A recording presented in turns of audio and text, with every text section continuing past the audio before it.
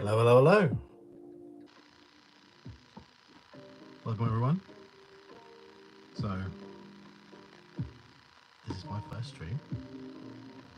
I'd like to say hello to everyone that's coming for the early one. For now, I'm still just a voice on YouTube. Oh, hang on.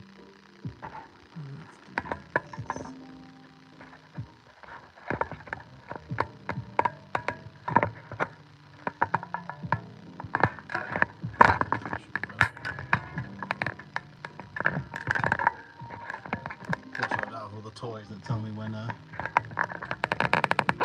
pre-camera.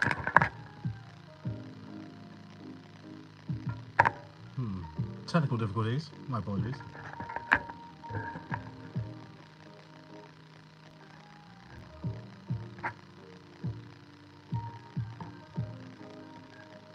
Yeah, that'll do. So yeah, as I was saying, this is my first one of these. If it becomes kind of popular, then hey, I might do it again. As long as I enjoy it, of course. I can't really see the comments any comments right now, but I will in a memento.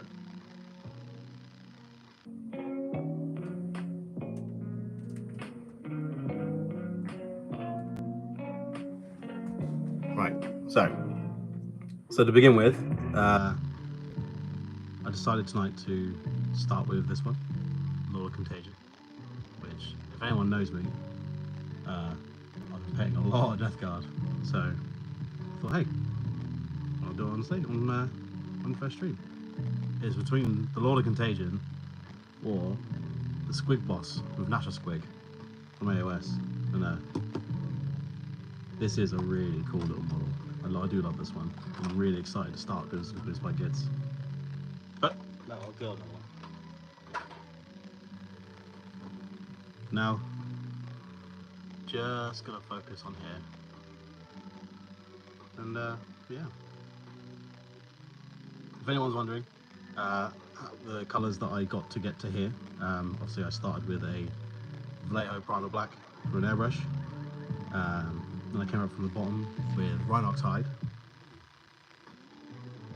and then from the top I decided to use the following three colours. Started with Vallejo Sick Green, then I came in with the Vallejo Goblin Green, and then the final highlight with Vallejo Livery Green. So these are the only Vallejo colours I actually own.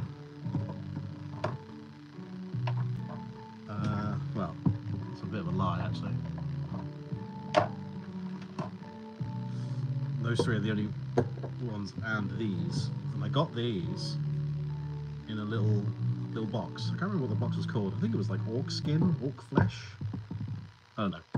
I got it because I wanted the greens. But going from using these so far, it's all I wanted to use now. It's such a good color range, but I don't know. I need to test. I would really like to kind of test out their blues. I'm a bit of a sucker for a good blue at the minute, so maybe next time I'm in a paint shop, I might have a look at the colors in hand, because it's one thing looking on YouTube, or if you actually look onto Element Games or anything like that, to see the real colors. Like, one of the worst examples I've had is this one, Shyish Purple contrast from Citadel. So I got this one because I was trying to find a good contrast for the Carnosaur I did for the Great Hall channel, for Liam Dempsey's channel. I wanted a really light purple as a contrast to kind of just to do with my base coat, and I'd seen Leviathan Purple, but I'd never seen this one in person. So I went on Element Games and GW as well, I think, and this one was brighter in the picture, and it isn't. So always look in person if you can. It's always a much better way to do it. Okay, so where do I begin? Well, from the beginning really, I suppose. Anyone who's come here from the Great Hall, by the way, the Thanes, I know I see a couple of you here. Thank you. I'd love to know what it is you guys are up to. Are you hobbying along? Are you just listening? Can you hear me loud enough? Can you see well enough? Considering this is my first one, any kind of notes would be nice, just so I know that, you know, if I need to move the camera. I know it's kind of in a bit of a weird angle at the minute. I want it to be horizontal, but YouTube kind of freaked out at me and only let me do this, so I have to kind of have a play with that. But it's on my phone, so mainly I'd like to know if you can hear me well enough. I'd really appreciate it. So let's begin. Let's do, well, let's go to get all the base colors down, I suppose. So I'm going to start with, let's start with the cloak. Yeah, that's a good place to start.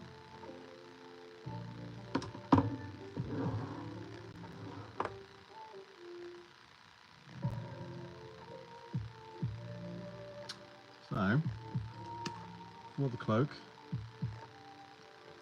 I'm going to come in with some right side, I think. I say I think. I know I am, because I've done these before. I've done all my Death Guard in the same way. Ooh, I need some more of this. I've done all my Death Guard in the same way. And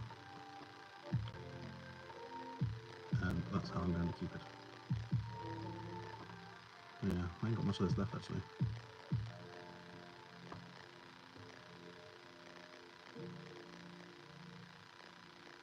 Hi, Sam. Really weird static. Can you hear me, though? Yeah, top down. Yeah, I thought I'd come in with a good top-down camera. You know, I know how much it is, how much I'm lauded for my top-downs on Liam's channel. You bastards. Alright.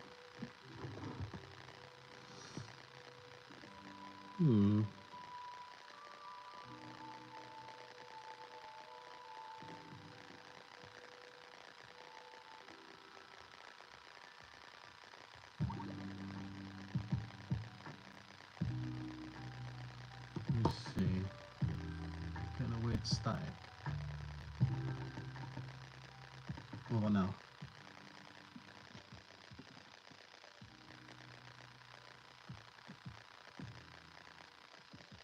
Any better?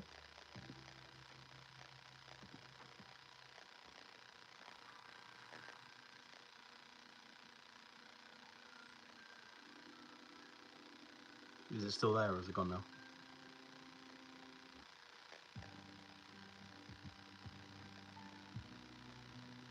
No wires. You're on my phone. So it's not going to be the best quality. I have a mic. I've got quite a good mic actually, a boom mic. But right now I don't actually have a computer. So I'm going to do it on my phone until then. And then when I get a computer, I've got a little space, a little office, a little manager. That's interesting.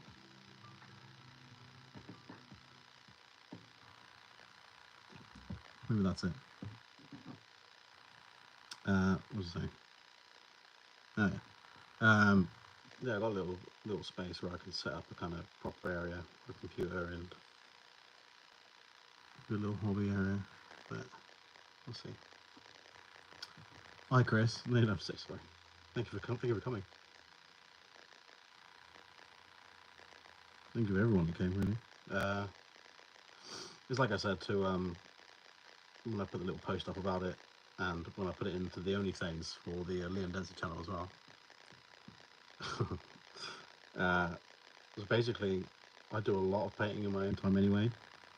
Obviously, a lot of you don't really know me very well, but I spend a lot of time by myself, unless I'm obviously with Joe and Liam, etc. All working. So I kind of shut myself away and just paint. So I normally just kind of spend time just talking to myself. So I thought, hey, what am I doing on camera? At least then, if there's other people doing the same thing or that go through the same thing, maybe just want a little chat, kind of questions, or just kind of want to just talk about what they did for the day? Yeah, I like some of it.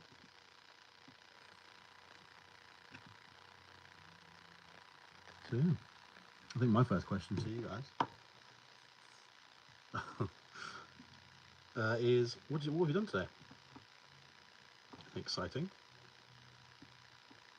What did I do? So I have a little routine that I do on the weekends, because I come over and I spend mornings with my mother. She doesn't get to watch a lot of movies and stuff because she is looking, well, she's busy. So we watch movies together on Saturdays and Sundays, as much as we can. Obviously, life gets in the way, or plans, etc. But it started off with the X-Men movies, because she'd never got the chance to see them. We've moved on to the MCU now. We watched Spider-Man: Homecoming this morning, because we watched it in order, of course. I've seen them all, apart from the newest ones. I haven't seen them yet, but she's not seen any of them, so it's quite nice. It's quite exciting, really, to watch a movie with someone who's never seen anything, like doesn't know anything about it. She's got like the layman's knowledge of comic books and stuff like that. Oh, Chris, that sounds good. How did the course go? Proxy for a 40k demon prince. What did you use?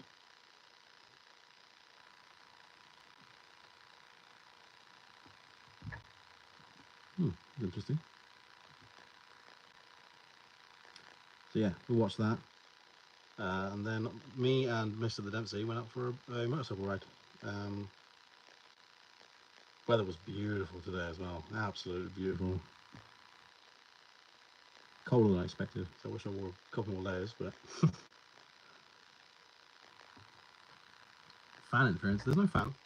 No fan. I've got literally the only electronics that are running are my light, which is here, but it's LED.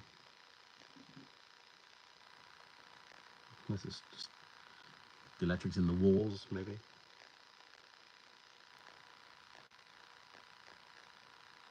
I don't know. Was there anything else there?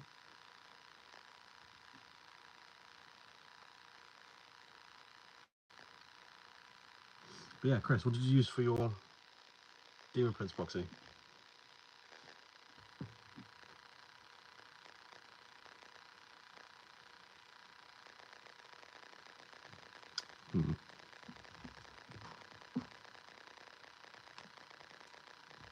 From Martial Wall, lovely.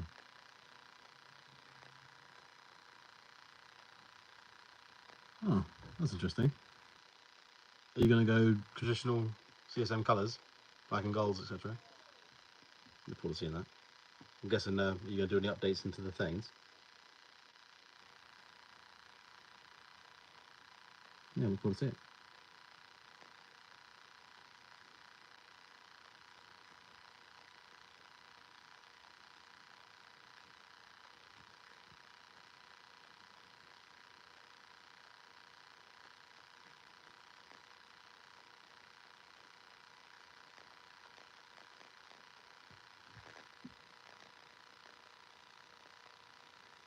Non-metal, yeah. Yeah. I actually gave that a go the other day on a what did I do it on? Have I got it here? No, I've got Infernal Space Marine from Leviathan box from when it came out. It's just I gave most of the box to Joe, because obviously I don't really collect Space Marines, but I had one that I used as like a tester when the box came out, and I found him about a week or so ago, and I've been practicing some non-metal some NMM on him. I did some golds on him, and it came out right. So I was quite happy with it, actually, to be honest. So that's exciting. Yeah, steel and gold, that'd be cool. I like that. Let's have that. Like a nice dark steel, almost like a industrial iron almost. Yeah. Yeah, I know some people can get a bit funny with using 3D printers. Not some people, just some people get a bit funny about using 3D printed minis in a game or as a proxy or whatever, but I mean, it all depends on your purpose for them, I suppose. You know, if you're just wanting to kind of, because it's such an expensive hobby to do. If you want to just go like, I mean, don't get me wrong, I'm not a savant on 3D printing, but I know it's probably got to be a lot cheaper than just buying the models, the minis, right? Buying the resin and the resin and all the kit and stuff in the long run, I suppose. But it's quite a good way to kind of get an army or get a feel for an army without actually having to go out and buying the army, I suppose. But then again, if you go actually buy the GW minis, right? Okay, yeah, I get what you're saying. But what the point is really is that they're kind of similar but not quite the same. That they're like Space Marines from Wish. You know, it'd be quite good to kind of get colour schemes together and general size and stuff. And if you kind of just garage hammer and you get garage, it kind of works, I suppose. But like I said, I don't really know the prices of resin and all the other stuff that you need. I suppose you need a curing machine, I suppose, as well. A little bath that they put them in. I don't know. I might look into it one day. Maybe one day.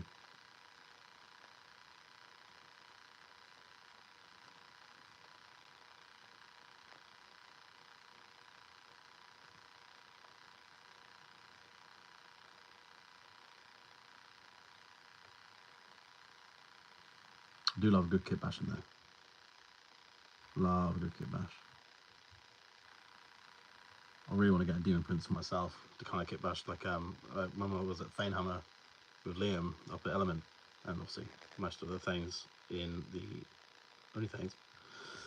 The someone had a, I can't not from life remember who it was. Someone had a Death Guard army that they won in a raffle,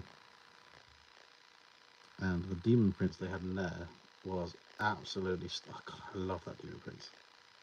I don't want to do anything that's one the same, but having one similar would be so cool. Like having one, I've got an idea. Like I've got some bloat drone wings over there on a sprue still, so they're kind of just waiting patiently.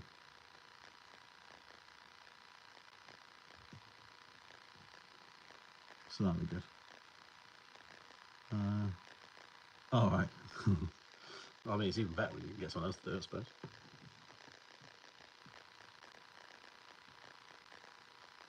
Yeah, it takes up a lot of space though. Because you know the 3D printed machines, I know you can get them different sizes, but God, they're massive. And they're just, you know, they're just this box like this. And like, I can't imagine trying to find, it's like trying to put, I don't know, like a TV. The old CRT TVs.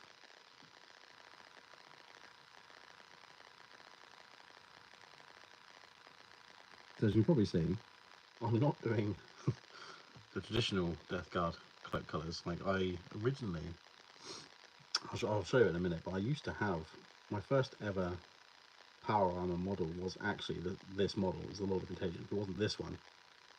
So this one was I bought from Sean Stick Monkey. He sold it to me, bless his heart, because my one is the first model I ever painted that was in power armor, and I just got really weird about it. And I was like, don't really want to cover that up. I mean, it's not bad. It's not great, but it's just the first one I ever painted. So something there just kind of stopped me from painting over it.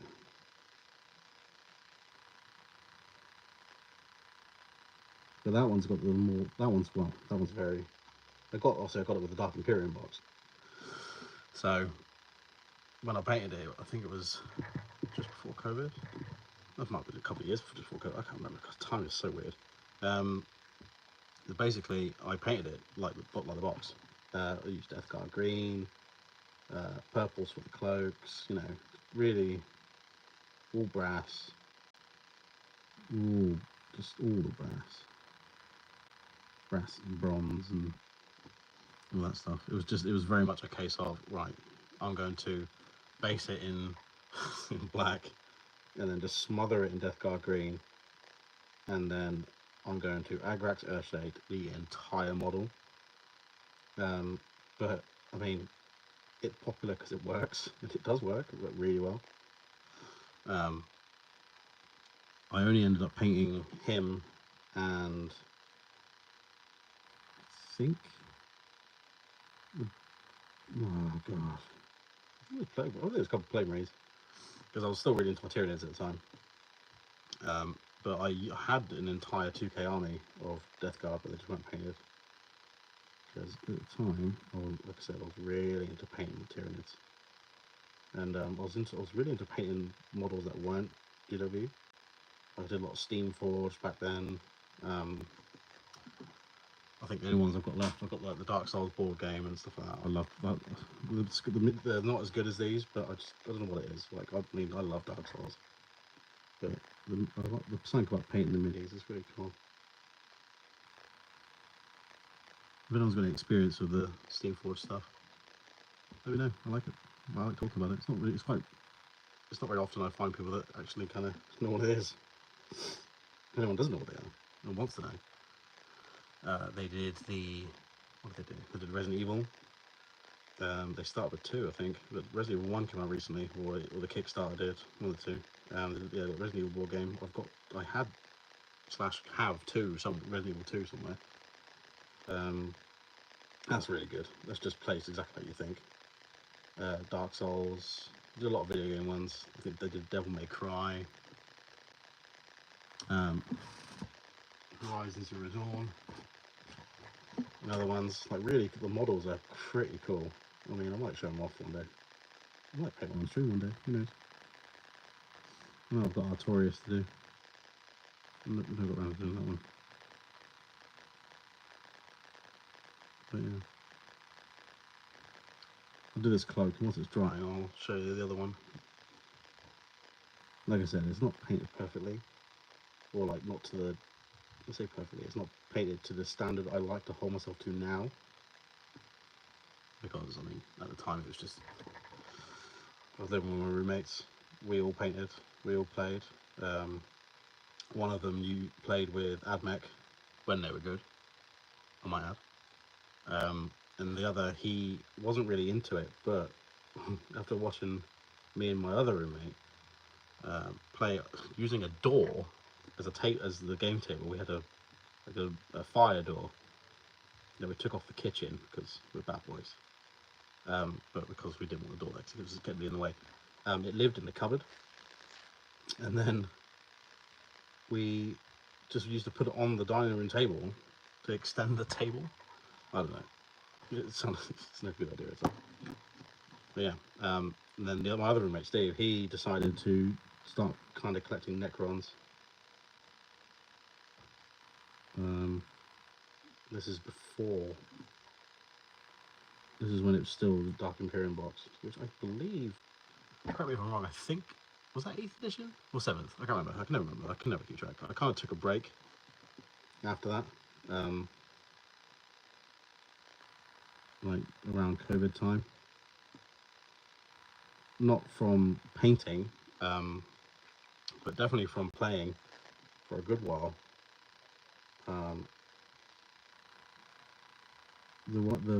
The edition that had Dark Imperium in it was kind of the last one I played for a good while. 8th edition, thanks, Star. Oh, okay. I'll keep that in mind.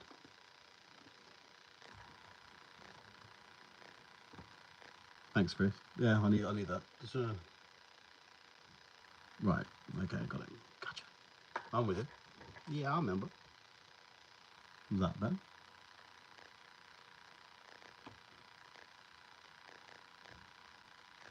Yeah. So, 8th edition. Cheers, Sam. So yeah. What was it? Yeah.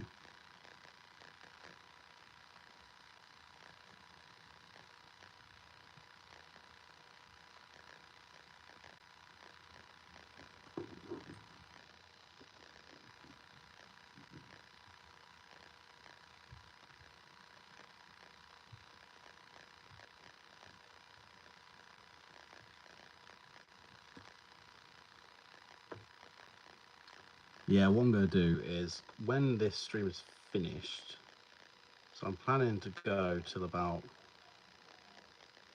10-ish. Depends on if anyone gets bored. Because I could happily just have you guys kind of sat there whilst I'm just talking. But yeah, when this is all over, I'm going to go back and watch it. Not tonight, because I don't want to listen to my voice that much.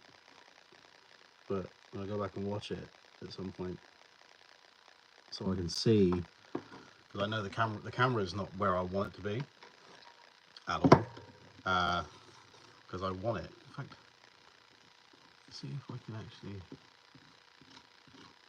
Let me see if I can change it in a second. Just whilst this paint's drying.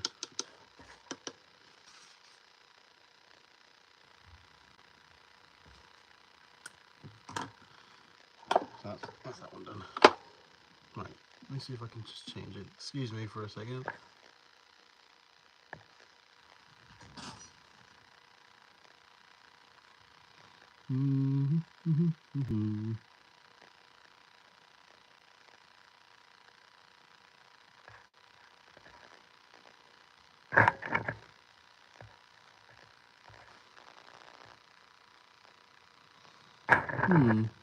Can't really change my, because I can move my camera. If you get motion sickness, I am so sorry. I can move it like that. I don't think it's going to like it very much. No, it doesn't. So, like that.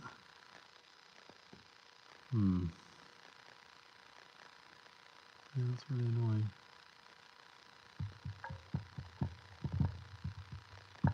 I'll have to have a play with it after. Because basically, when you, I don't know if anyone's done live from their phone, it's not great, but basically what happens is it tells you, it asks you at the beginning, it says, oh, would you like to do it vertically or horizontally? So I put horizontally because I would like to have this in view, not, well, my t-shirt and everything else, like, because I want to be able to paint about here. But yeah, so I went to go live and it was like, no, you cannot, you will not. So then here we are with a wonky camera that is mainly showing my t-shirt. Thanks, YouTube. Yeah. Yeah, it's because obviously, so if you can imagine, so I have my phone here, as you can see. I'm actually watching the chat on my TV over there. My TV's muted, so I can't hear myself because I don't want you guys to hear it. I was going to wear headphones, I thought, I don't really want to wear headphones the entire night. Top down in this economy. Hi, Kazarian. Nice to see you here. Welcome. But yeah, so basically, I can see the chat on my phone above, but it's upside down. So even like when I went live, I have no kind of preamble, like not preamble, but like pre-camera. It's only when I actually go live, so it was kind of like, well, here goes. But it's okay, I don't mind. I don't mind. So yeah, as I was going to show. So this obviously is the Lord of Contagion that I'm doing today. Okay, so browns are all on the cloak. So this is actually the one that I did when it came out. This is the one I didn't want to get rid of. I don't know. It's all really basic colours, you know. It's just the basic, like, Emperor's Children for the highlights and for the guts. I think I used Ard Coat to give it that shiny. God, I miss Ard Coat. Is that still a thing? I haven't seen it in years. Yeah. Yeah, Panda, I was trying to, like I was saying earlier, this is why I'm showing this one. Because this was the first model I ever painted in power armor. It's not been it's dusty, it's not been based, anything. Like it lives in the box now because I don't want to touch it. I don't want to ruin it. Just because it means something to me. So I was like, right, the Death Guard army, I need a Lord of Contagion. He's in my list. I want it. You know, he's really good with Death Shroud Terminators. I mean, when we had our team day on the Liam Dempsey channel, him and the Death Shroud Terminators absolutely rinsed Lion. So after that, I was like, I mean, I had him here before that, but after that, I was really like, oh god, I am definitely keeping him in, because he just really works with the Terminators really well. But before Sean sold me that one, I was really struggling to find one. Well, I say struggling to find one. I was struggling to find one at a good price and or that wasn't smothered in paint or in pieces, as in broken pieces. Like a lot of them are missing this, which is weird. I don't know why. Like it's on there. It's really on there. Like, I don't know. Like, it's quite thick kind of connection, so I don't know why that bit snaps off so well. Maybe because it's in transport or something. But yeah, and luckily, Mr. Stick Monkey had one spare, I suppose. So we thought to. And here we are. You know. So I have been painting other models as well. I've got all my other Death Guard here. All my Death Shroud Terminators and stuff. Like all their base coats are all done now. So I'll be going into highlights and washes and kind of the finishing touches tomorrow. Daytime. Because I'll just smash them all out. That's kind of where I want to get this guy done tonight. I mean, if I can get him finished, that'd be absolutely fantastic. But if not, it's more of a case of just getting it right where I want it to be. Really?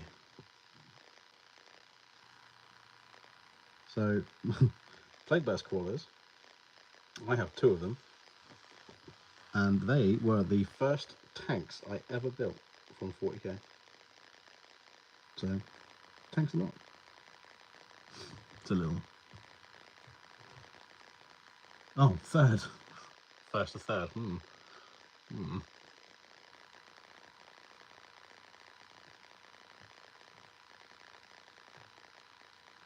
They just hate. Luckily, I use a wet palette, so paint stays nice and wet. Because where I am, it gets really warm really quickly, like my bedroom, where I'm recording this. So, luckily I use a wet palette because I just noticed I missed a bit.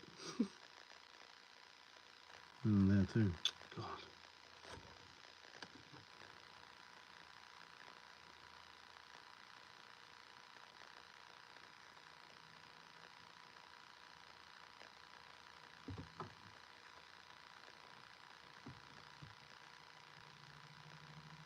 Have you finished? You said you were building your Plague Burst Crawlers, your third one. Have you painted the other 2? How have you painted them? Are they good? Like them? Happy with them?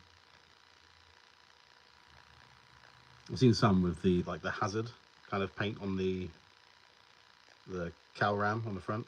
I don't know what the actual term for it is. Like the train cow ram thing in it. Baron ram, I suppose. So I've seen some with like the hazard tape on it. It looks absolutely fantastic. I mean, I don't really have the patience or the need to do it on mine. Oh, cool.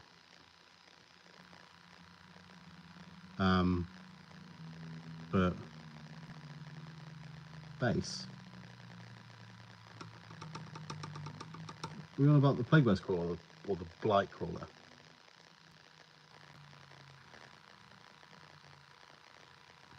I mean, yeah, that does make sense. Like, why isn't he in like a blister pack, like a single model blister pack? But at the same time, like there are, because he was part of the launch box, there are quite a few of them. I'm not defending the decision why they haven't released him. I don't know why. I suppose you technically can get him. Yeah, yeah. Are you UK or US, Panda? But yeah, you technically can use him, well, use the rules with the named character whose name always escapes me. But I don't like the model. I don't like the sculpt. I like the Mortarians Chosen that come with him. But his, I don't. UK, yeah, I mean the weather's quite good at the minute. Windy, I suppose. But I mean, I base mine with an airbrush now, thank God. So, yeah. But I know what you mean. But yeah, so for the life of me, I can't remember his name. This bloody character. I'm gonna have to look up in a minute. But the his face or something about it I don't like. But he is a Lord of Contagion. But you can't beat this one's face. Like, I love the helmet and just the whole general stance. I mean, on this one, I've got rid of the nerdlings that are on the bottom because I wanted him. I like nerdlings a lot, but the whole him standing on them thing, I don't know. I wasn't really feeling it, so I cut them off, and I've just got them on this mud, which is the Vallejo mud. I swear by this stuff. I love it so much. That was Liam Dempsey who got me into that, actually. But yeah. I have my PVCs are lovely and bright green. I actually based these with Halford's primer paint spray can. It's really matte. Oh, Lord Felthius, thank you, Sam. Yeah, that's the one. Yeah, I don't know. I still don't know. But yeah, I used the Halford's paint on this. It's like a really matte colour, and it came out really well actually. So on good days, I'll probably use that rather than my airbrush, just to kind of because I've got the can. But yeah, I'll be getting on with them soon because it's just the metals and the effects now. I've got two of them.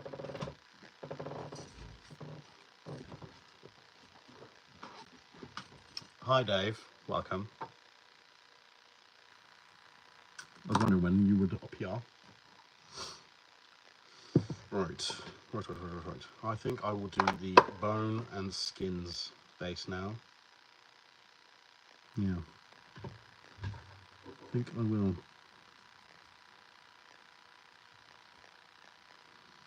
Bone, skin, fleshy bits, and then metals. Yeah. Huh. I still haven't seen the new Kung Fu Panda movie. Has anyone seen it yet? I don't know why. I've just not been like. I mean, I quite like animated films. I've just not really been bothered about this one.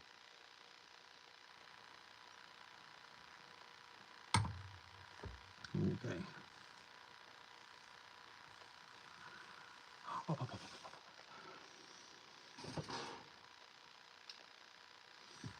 Let's see.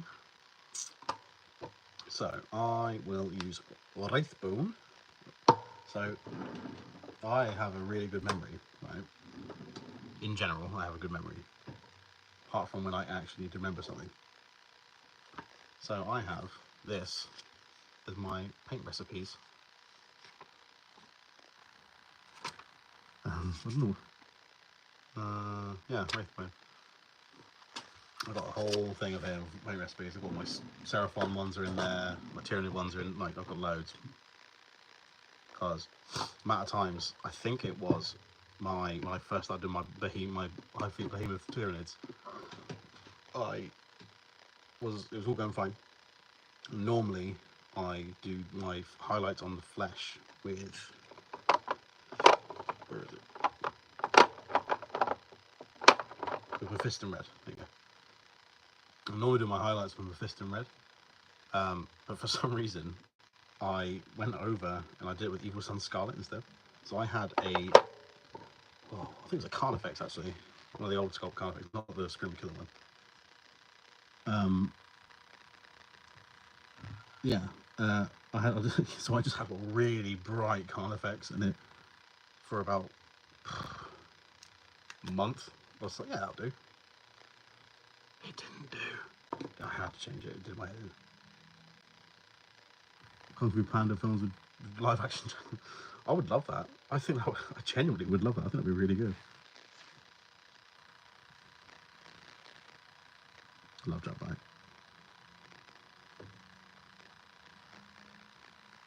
I was listening to the radio the other day, and his the song he did for Kung Fu Panda 4, the Britney Spears one came on. God, it's so funny. It's so stupid. Yeah, Dave. Everyone said that about the buzzing sound. Unfortunately, I can't figure out where or what it's coming from. I will figure out. I'm gonna, like I said earlier, I'm gonna go back and listen to it, but I can't for the life of me figure out where it's coming from because I can't hear anything. I mean, I'm pretty deaf, so deaf. But the only thing, the electrical thing that's here is my light, which is, yeah, but it's LED, so it doesn't make a sound. So I can't think of where it's coming from. But this is on my phone, this isn't a camera, there's no wires. I don't know. Hopefully it doesn't stop anyone from actually kind of sticking around. But I will sort it when I can.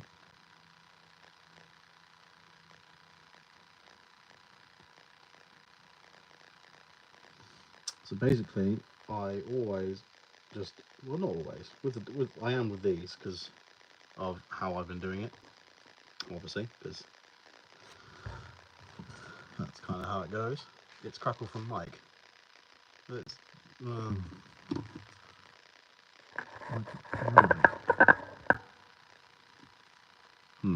okay. I'll keep that in mind. Hi Mark, hello. What's it saying? Oh yeah, so the process that I've been doing with this one, these, should I say, with all the Death Guard ones is normal, well, what I normally do is I kind of do it one at a time. So say for example I'm doing Tyranids, for example, right? I prime the high model, like everyone, I prime the high model, and then I kind of focus on one thing. So with Tyranids, it's always the carapace, because carapace I find can be a bit messy, because I like to, the final highlight, I like to dry brush it quite rough to give it that natural kind of look, because I don't like there being straight lines on my fictional space bugs. So I dry brush the Sotek green as my final highlight on the carapace for him. So it can be quite messy, potentially it can be a little bit messy. I can do a little bit of overbrushing. So I get that out of the way first. And then I move on to the skin and then finally finish off with like the teeth and stuff like that. But with Death Guard, I've been enjoying it a lot more doing all my base colours all at once. So then I just kind of end up with models like this. They're just all based already, like he and all the models that are to my right or just off camera. It's just all the final highlights, effects, like the bone, like kind of get the gradient effect going on, rust onto the metals. Oh, they need black as well actually. I need all the blacks on it, but I'll get onto it. But yeah, so that's the method in my madness, as it were.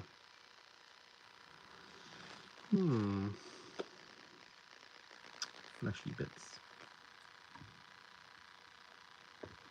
A little bit of bone at the end of his chain axe as well. God, I bloody love this model so much. Love it.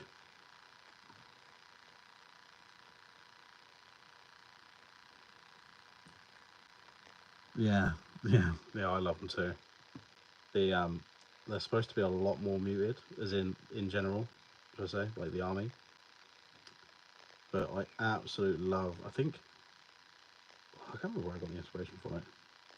I think I just kind of I like comic. I love. If anyone knows me, I love comic books. I absolutely love comic books.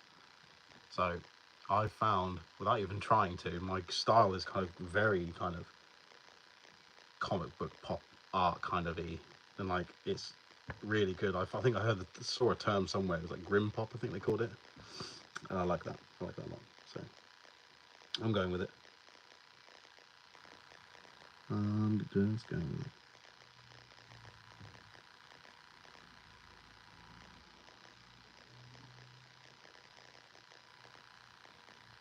I listened to a lot of Black Library audiobooks recently as well.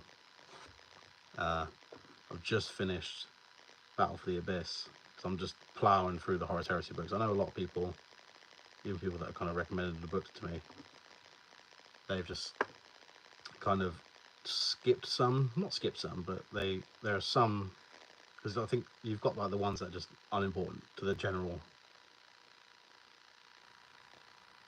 like 40k and 40s. What do you mean?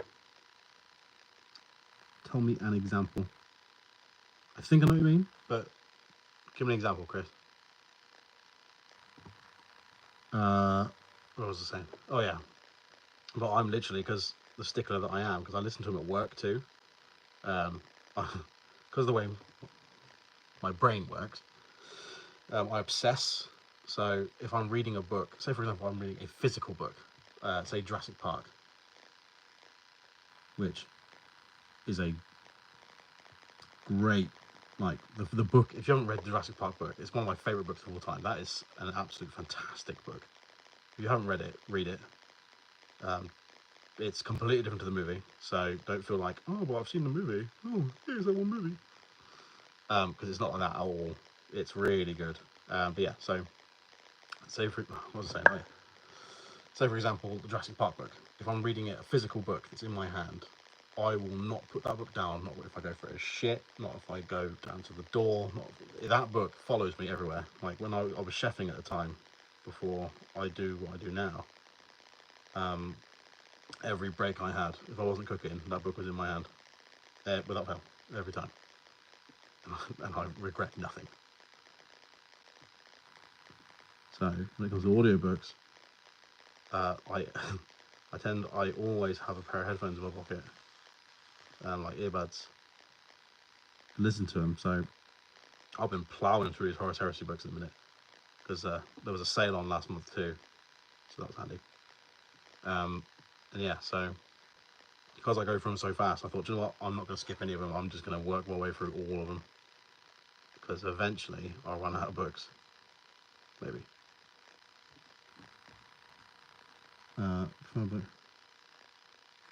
Yeah, so I see what you mean, Dave. I have a problem with things not interesting enough. Like, I don't know what the actual term is. That is sounding horrible. I struggle to find things stimulating. Like if I'm doing like this sounds really shit, but if like say like work, right? If I'm doing something monotonous, like because if people don't know, I work for Harley-Davidson, so if I'm just cleaning a bike, like it can just bore me to tears, and I can really struggle to get motivated. So I kind of have to have something going on to kind of take my mind off it. So that's where audiobooks come from, because I can do more than one thing at once. Because I can do more than one thing at once. Whereas if I've got a book, I can't. I have to just sit there and read the book, and I get nothing else done. You know. Whereas I can happily paint, or well, paint at the minute is just all I do really. I can just happily paint and just have the audiobook going, and I'm taking it all in.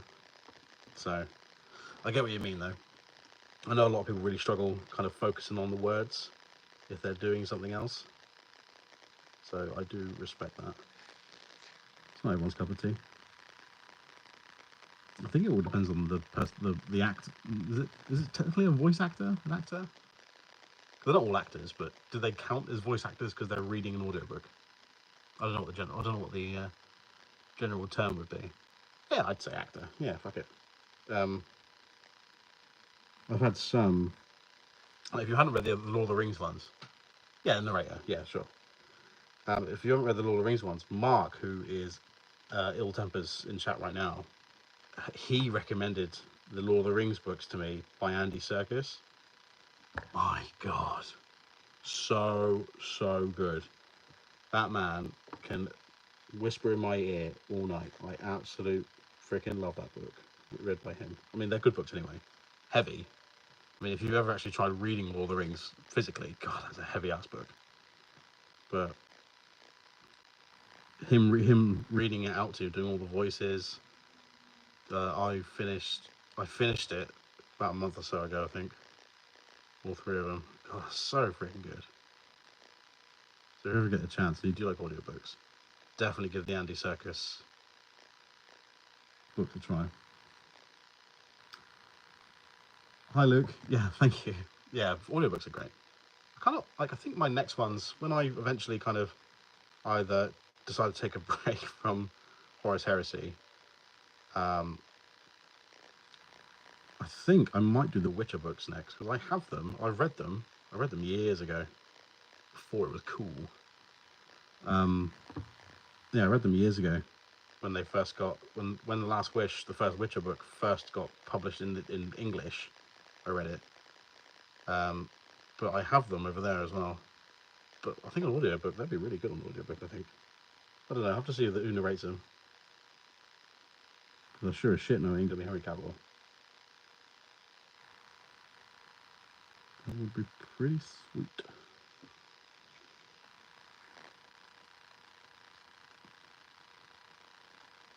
What's that, Mark? You tempted by the Witcher books? Yeah. I mean, good thing is you can get you have a little like a demo, don't you?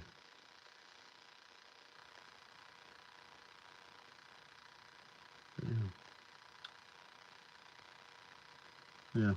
Yeah, good books. If you haven't read them before, they're really good.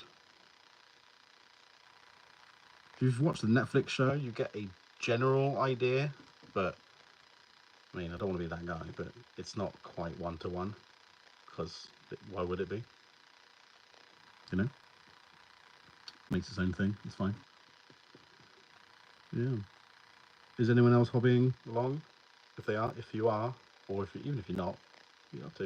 Are you just listening to the sultry sounds of my voice? Or are you painting? Are you... Well, I don't want to know if you're doing anything, if you're touching yourself. I was going to ask, but never mind. Yeah, what are you up to? Let's talk about it. Did you have a good day?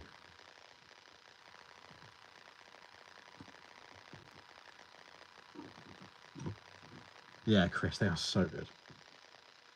So good. Like, I originally, when I was younger, and when I read The Last Wish, I got it because I've always really been into my books. I was that kid who kind of just loved to just sit in the library and just read at school and play Warhammer like a fucking nerd. But when I read The Last Wish,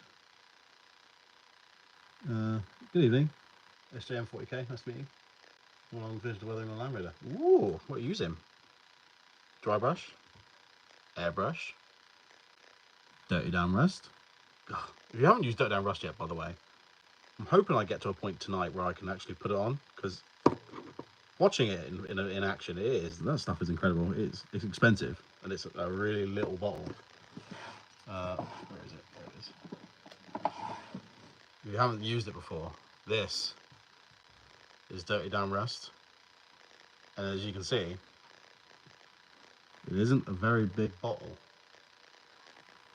and it's about 15 quid in real money. You know, it's £15. It is super cool, and it gets used a lot, as in, like, you get a lot out of only a little bit because it's thin coats. Like, the more thin coats you put on, the more layered it looks, and it really looks like actual rusted metal. Oils and weathering pads. Oh, I love that. Oh, I absolutely love that. What colour scheme did you go for your tank?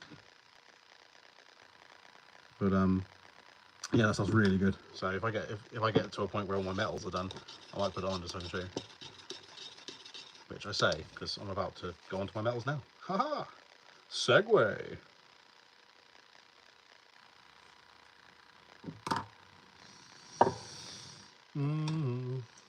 Oh, what was that coffee? Yeah.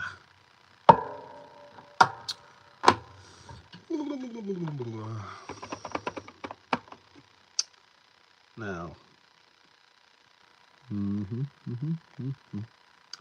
So, what I tend to do is I actually use a lot for a death card. I use a lot of silver, but when you get to the rust point, the reason why I use a lot of silver, even though, like, I know death card is generally copper and bronze and blah blah blah, but I use a lot of silver on the actual model because once I put the rust down, I don't have my typhus here. All right, Chris, thanks for popping by. Hopefully I'll see you again soon. I'll still be here. What was I saying? Oh yeah, I use a lot of silver on the bigger parts. I use the I use lead belcher on the base, the silver, and I use Castellac bronze on all the brassy, bronzy parts but only on the decorative. So I use it on the butterfly here, or moth, should I say. Anything that's really the symbol of Nurgle, because they tend to normally be like big ornamental pieces.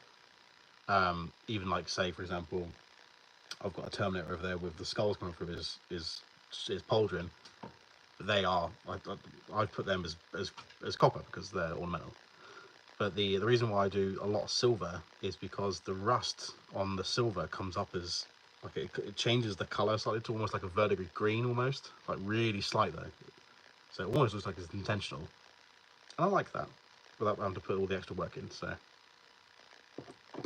work smart, not hard. No, I found that out just by accident. So we're all winners, really. So you're gonna all hate this, but when I use metal, I do it straight from the pot because it works for me. So, and like I said, it's warm up here, so because my room is in the loft that I'm painting in, and it gets warm really quick. So metal paint on my wet palette dries really quick. So I just do it straight from the pot. So don't hit me.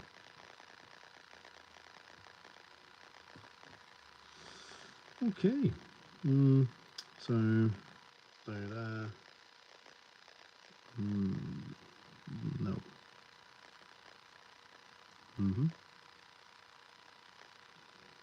Yeah. Cool. Let's go from back first.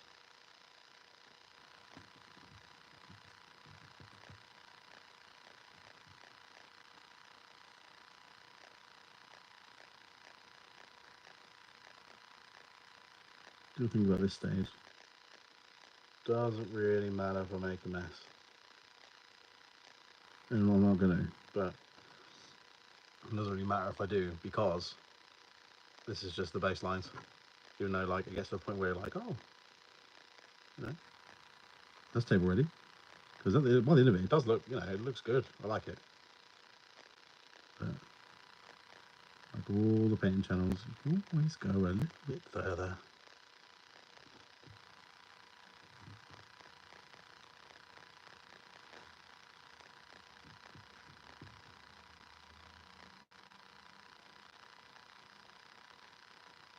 Alright, Mark, nice to see you. Thanks for coming, by the way. Nukes and Falls, what are you playing? I haven't played it. I'll tell you what, chat, I haven't played a game in such a long time. Like my PlayStation, I've got a really good mic now. And I got my PlayStation, I got PS5 and stuff, all good, all fine. I mean, I want to play on PC, but I just don't have a PC. The problem is Tarkov. Yikes. Is that every time I've got some free time, all I keep thinking about is I could get some painting done, or oh yeah, you know, I've got this YouTube video I've been wanting to watch, or I'm at the studio, the Great Hall Studio. There's just always seems to be something in the way. Fallout 3. Oof. Never liked Fallout 3. Like, Fallout was one of those games, like, I've not, bear in mind, no spoilers, I haven't watched the show yet. I'm actually going to start watching it tonight, to when I get into bed, because I normally, because I paint a lot, I want to actually watch it, so I've kind of been putting off watching it, which, I don't know why I haven't seen it yet. But Fallout 3, I don't know why, because I was in the army at the time. I was in Germany when that game came out, and I remember buying it the day it came out in the naffy, and I just could not get on with it. Like, I don't know, like Skyrim at this point had been out for, oh no, wait, Skyrim wasn't out yet. Oh god, no, because Skyrim came out when I got back to the UK. Jesus Christ. Oh yeah, so I played Fallout 1 and 2. when I was younger. I loved Fallout 2. I love that style of game. Like, I think it's the effect of those games. So I really enjoy, say, Diablo 1, Dungeon Master, Dungeon Keeper. Was it Dungeon Keeper? I think it's Dungeon Keeper. Like that effect where it's almost got the Ray Harryhausen horror effect on the creatures, on all the kind of motion you have. I'm really into it. I love it so much. So when Fallout 3 came out, I don't know. I kind of was expecting it to kind of be along the vein of Fallout 2, but in 3D form, and it wasn't. So yeah, I was a little bit disappointed. Fallout 4 was good though. I think going back to Fallout 3 now is hard for me because it is damn ass ugly. But if you've never played a Fallout game before, New Vegas is really good. Even though it's still just ugly, but it is good. Taste is subjective, as I always say, so let me know what it's like. If you enjoy it, let me know. The first time you ever come outside the vault, which isn't a spoiler because that's just kind of part of every game. When you first come outside the vault, when the world first goes up to you and you've got all the radio stations going and just the general atmosphere you get from it, I'm into it. I love that shit. I absolutely love that shit. Like one of my favourite parts. Yeah, do it. New Vegas is really good. It's a different team, I believe, than the normal Bethesda team. I think. Tell me if I'm wrong, but I think it was a slightly offshoot team that did New Vegas. That's really weird twitch in my eye. But yeah, I love it in games when, like, say for example, The Last of Us 2, which a lot of people really didn't like that game at all. But I like it for the gameplay. I thought the gameplay was like, because I loved the gameplay of the first one. Even though it was clunky, I loved the kind of the survival horror part of it, I suppose. Not really the best word for it, but in 2, I mean, I know I'm talking about a lot of video games here, but this is kind of what I kind of want to do with these streams. Just kind of talk about whatever everyone wants to talk about. But yeah, Last of Us 2, the part, spoiler, fuck it, the game's about for ages. The part where you go into Seattle on the horse as Ellie, and it opens up, like the first time it really opens up, that is my favourite part of the whole game, when it just goes, right, so here's a little sandbox. You don't get many of them. Crack on. Like the bit where you go into the bank, and like there's one clicker that's got the body armor on because he was a guard, and I love that kind of atmosphere. I'm really into it. So in Fallout games, when you kind of go out into the stories are kind of hit and miss, but the atmosphere sometimes when you go into an old vault and you find ones that are just like living plants, or like people they're all ghouls, or they all lost their minds, or it's just cockroaches or rats, and like it's all the intel, there's all these stories, and oh god, I love it. I love a good bit of world building. Huge fan of lore. Huge fan of lore.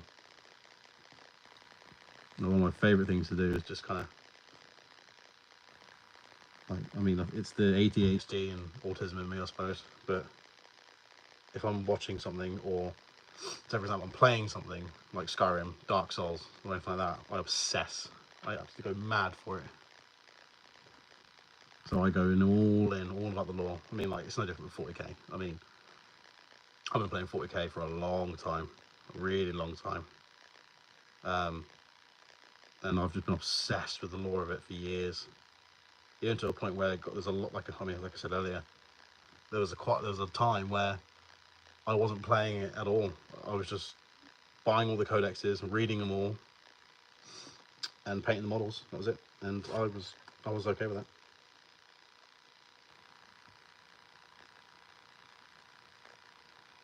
I mean, I'll be honest, the games I had at the team day for the Great Hall was the first time I've played 10th edition at all. And I won, chat. Joe was using the new Custodes rules for the is it Auric Champions? The Hero Hammer one. He was using that, and I came in with play company because That's all I got. And I won. So, turns out Death Guard really pair up nicely against Custodians.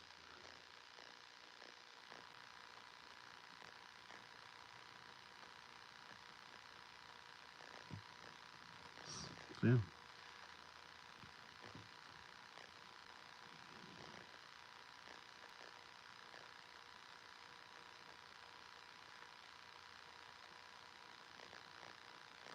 So, yeah, I think I definitely will watch that Fallout show tonight. I think I keep on saying it. I watched this morning. No, not this morning. Yesterday morning. Last night even. Oh, last night. I was in bed and I just decided to throw Netflix on because I got my TV next to my bed. Like an absolute hero. And I put on this show on Netflix. I think it's an animated one. It's a Japanese animated one. I don't watch as much as I used to, like anime and stuff. I used to really into Dragon Ball and shit like that, but I don't really tend to watch as much of it anymore. But I was watching it. It was, oh God, is it Delicious in Dungeon? That show was really weird. I went mad for it. I haven't watched it yet. So just basically, it's a Japanese animated show about a D&D party, essentially, in a like an RNG dungeon, and they eat the monsters they fight. They make really good looking food, almost like Studio Ghibli kind of quality looking food. I don't know. It's really hard to like. I've not really said it very well, but it's really good. It's worth a watch if you haven't seen it. It's quite funny. Well, I thought it was funny anyway.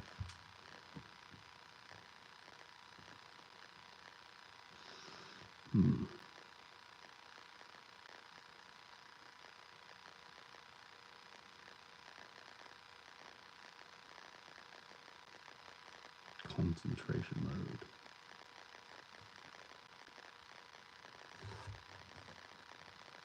Is the static noise still there?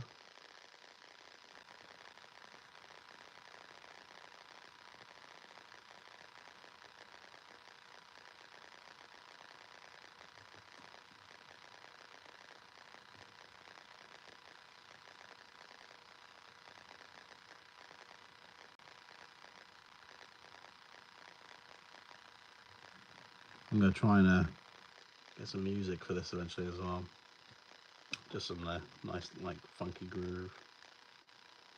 Just for when I'm concentrating, so it's not completely silent for anybody, including me. Let's see.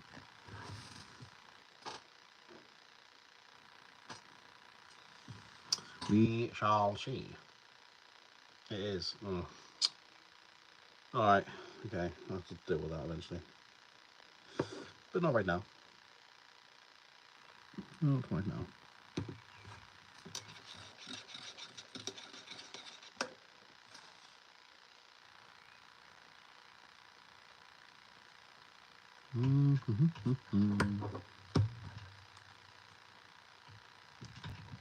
Shaky, shake, shake.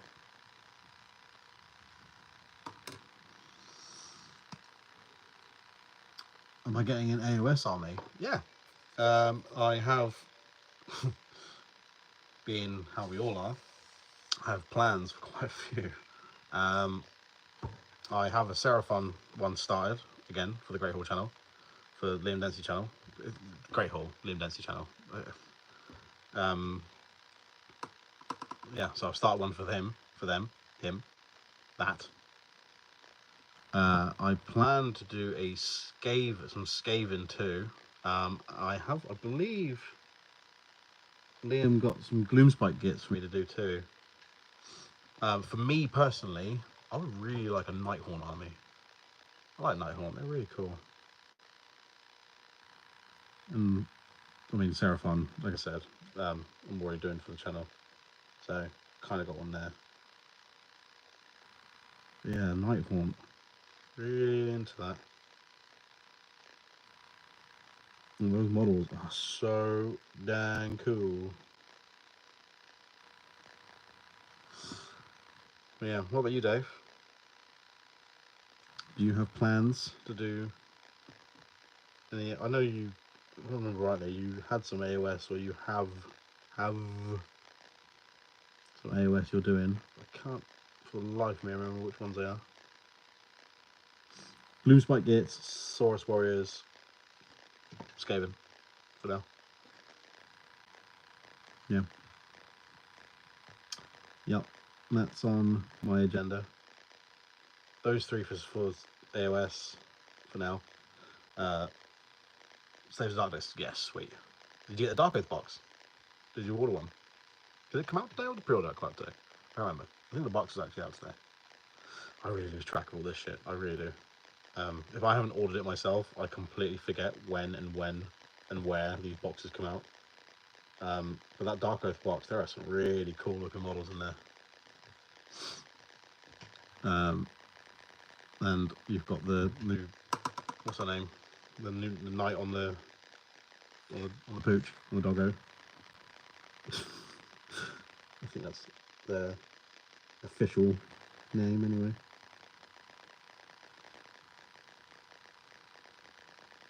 I don't think that was part of the box though. That's a cool model there. You'll find that a lot lately. Just look at the range. Like sometimes it's good. Yeah, darker. Yeah, Army of Conan's. Yeah, absolutely. Yeah, I do like them a lot. I find that a lot lately. Like I'll just like find myself like kind of like looking through the GW range. Because I tend to order from Element because it's cheaper, because I tend to get it faster, and they have shit in stock more often. But I look through the GW website because even though the GW website isn't great, it's kind of better than the Element one. The Element one, sometimes they're missing pictures, or I don't know. Like I prefer looking on that site just in general at the range. And I found myself just kind of just looking at every army, being like, well, "That's cool. Screenshot that. Well, that's cool. Screenshot that." Like my next model I plan to get that's just to paint is Gazkov Thrako. I love orcs. I mean, if I was going to do a 40k army of orcs, I think I would just do mainly squigs, because I love squigs so much. But I've been thinking about it, about what army I'd be doing after I finish Death Guard. Well, I've got Necrons to do for the channel, for Liam's channel, the channel, should I say. I've got Necrons to do for that. When Death Guard's finished, and then I have been tempted to do both Tau and Orcs, because I really want to do Grey Knights, but the range is just so small. Yeah. Such a good movie. I've got Conan's Atlantean sword down there, actually. Yeah, I've got a big one just over there. I mean, I say just over there. It's off camera. You can't see it. No, I'm not bringing it in front of the camera because I'm clumsy. I'll break something. I don't want to do that.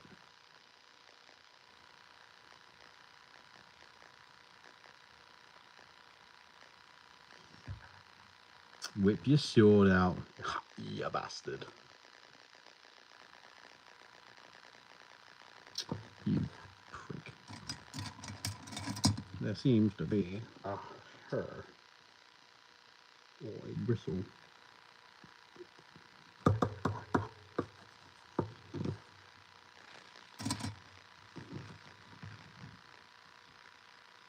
It's okay. I saved it.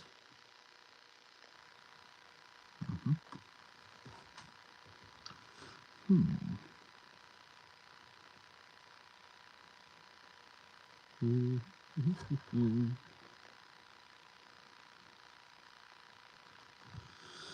think I've heard rumours they're planning to do I don't know if it's just Dave who's a fan of those movies, books, anything that you've had of Conan.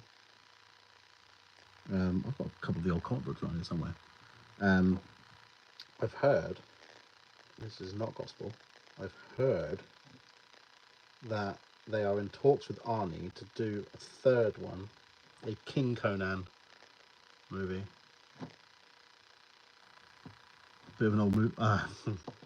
Yeah. So this channel that I'm doing now is now a hobby channel, which I have big plans for if it kicks off and I get a computer. But I originally was going to do it about movies because I absolutely, oh god, I love them so much, and I hate them at the same time because I put them to a certain standard in my head, and then I get disappointed, or I think, oh well, that could have been done by this or by this, because I'm an asshole. So yeah, but yeah, I'm a massive movie buff. What's my guilty pleasure?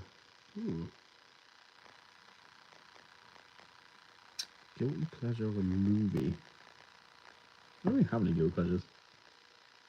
Like, if I like something, I'm stubborn that way. I don't give a shit.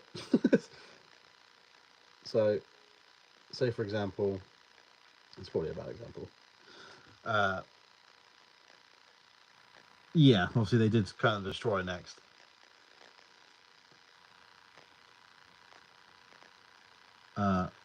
Yeah, so they kind of destroy Next, but then having him, because Arnie's obviously older, having him as King Conan now would be really, I'd be really interested to see that. But first, I want them to bring out a Dread sequel or TV show. Like, I don't know if you see my toes, but I have Dread. I also have Hellboy, and I've got Batman too, but you can't see that one. Yeah, oh, Guilty Pleasure, that's a really good one. Flash Gordon. I love that film. I love a bit of Brian Blessed. Guilty Pleasure. The Commitments is one. I don't know if everyone, like, no one, oh, I love Spawn. That's my next tattoo, actually.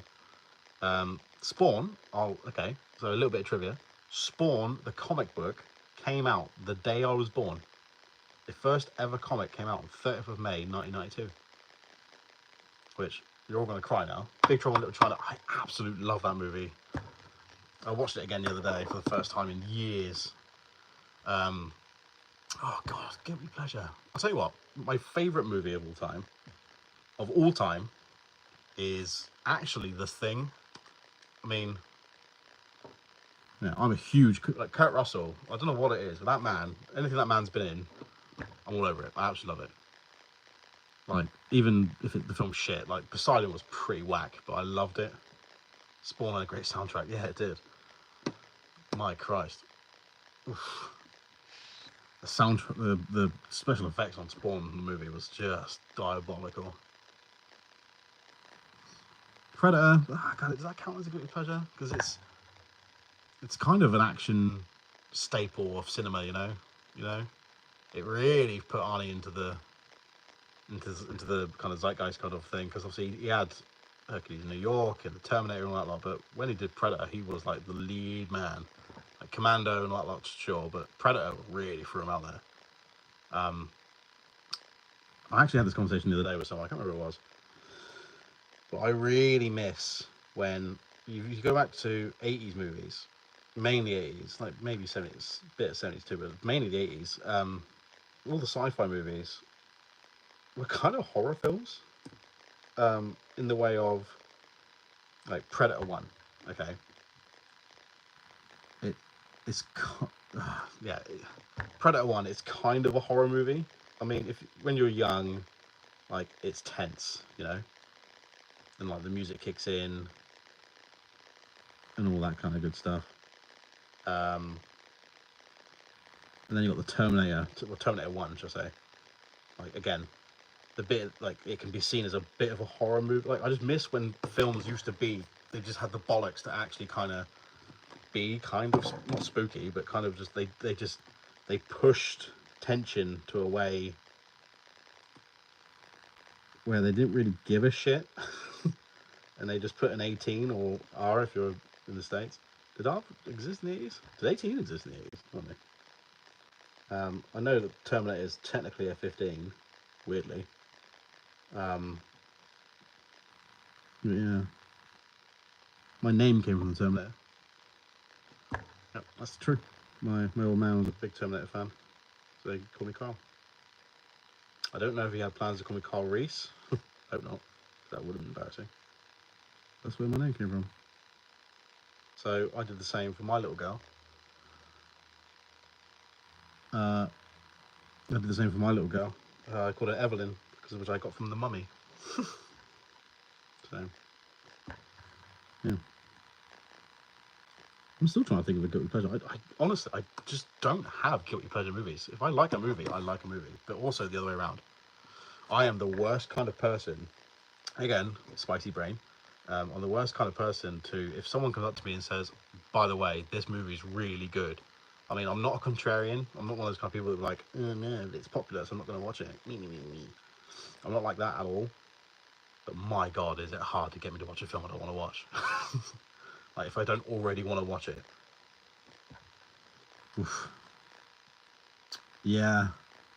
Yeah, when he, in Alien, when he jumps out on Dallas. Yeah. Yeah, it goes, I've got the Alien movies on Blu-ray. And I've got quite a good setup for my TV. And I've got a big ass TV. So whenever I watch that on Blu-ray, I always, not forget, but I kind of just get really into it and I forget that bit comes up. My fucking God, does that bit get loud? I think Alien was the first horror movie I ever watched, actually. I think I know what my guilty pleasure is, by the way. So I have this thing where every year, I mean, like most people, I go back and watch series of movies quite often throughout the year. I do the MCU every couple of years. Star Wars I do every year. Lord of the Rings I do every year. Harry Potter I used to do every Christmas, but God, those movies suck so bad.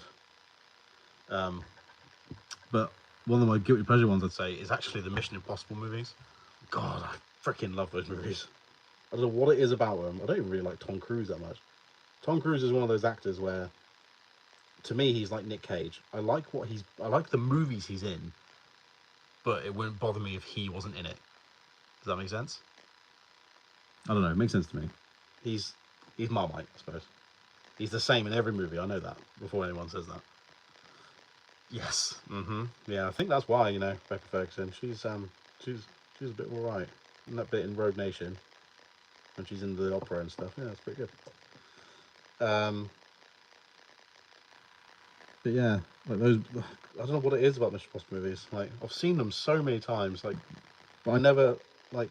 I had them. I actually finished watching the new one about 2 nights ago. And when I watched Ghost Protocol, like even though I had it because I had them on while I was painting because I've seen them a million times, so I don't really feel like I have to sit and watch them. But when it gets to the bit in Dubai when he's about to climb the window, I stop what I'm doing and I sit and watch it, even though I've seen it a million times. Like I don't know, I suppose that's my guilty pleasure. But yeah, I'd say The Thing's probably my favourite movie of all time. It's just so good, so well made. Yeah, yeah. I saw that interview she did for Dune 2. That was a weird movie. I get that Dune is kind of, the book kind of influenced a lot that I'm really into now. I just, it's Timothy Chalamet. I'll just say now, Timothy Chalamet. I can't do it. His face does my head in. There's just some people that I can't deal with, and his face is one of them. You ever watch him off camera when he's kind of doing his shtick? Ugh. Like Austin Butler as well. No, I'm not into it. Stop watching after 3. I like them, but they got a bit repetitive for me. Are you talking about Mr. Possible? I'd imagine so. 1 to 3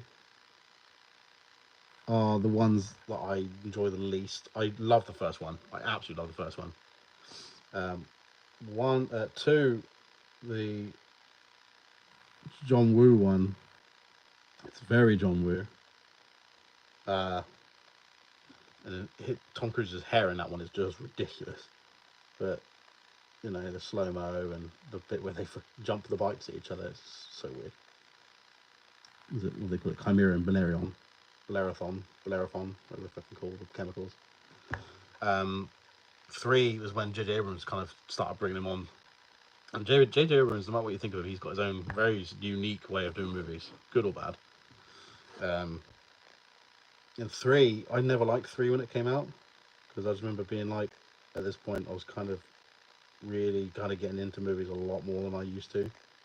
And I just really just kind of started falling out with Tom Cruise in movies in general. But then Ghost Protocol came out. I was like, oh, actually, no, it's a good film. So, I've not really watched many since John Wick. What do you mean? You haven't watched John Wick?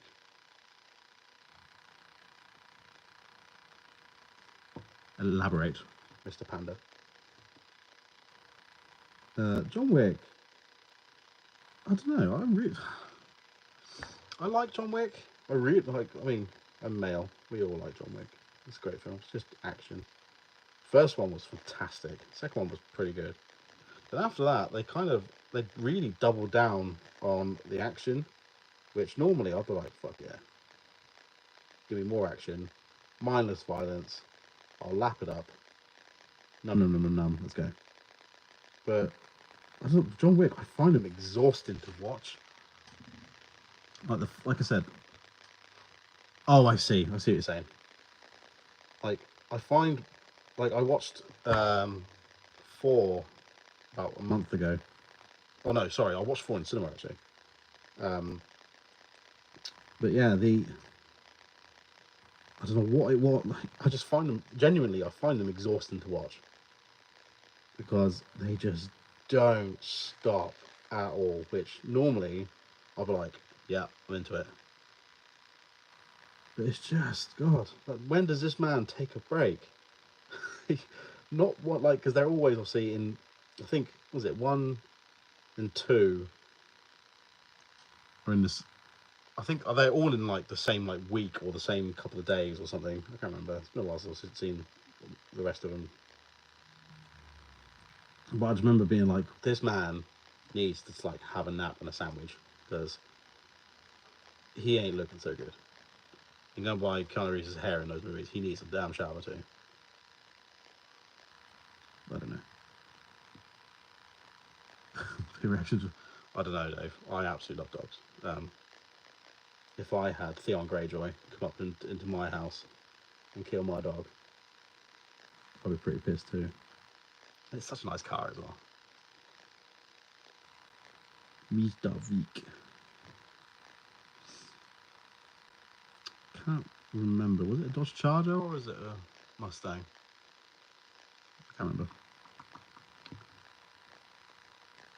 Again, it's been a while since I've seen those movies.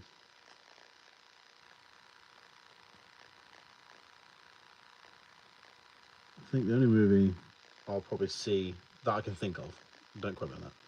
There's 2 films I kind of want to watch in the cinema this year. That is the Henry Cavill one, the Guy Ritchie one, and Gentleman Warfare one. That one with Alan Richardson and some others in it. Really want to see that. I like Guy Ritchie movies. And Deadpool 3. So, like I said earlier, I'm really into my comic books. Like, I'm one of the kind of people who say the MCU has been dead for me for a while. But the comic books I really like, and Deadpool is one of those that I don't actually like very much. I find them a bit overrated.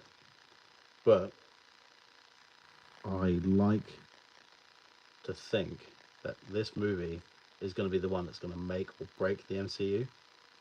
And this is their last chance, really, for me.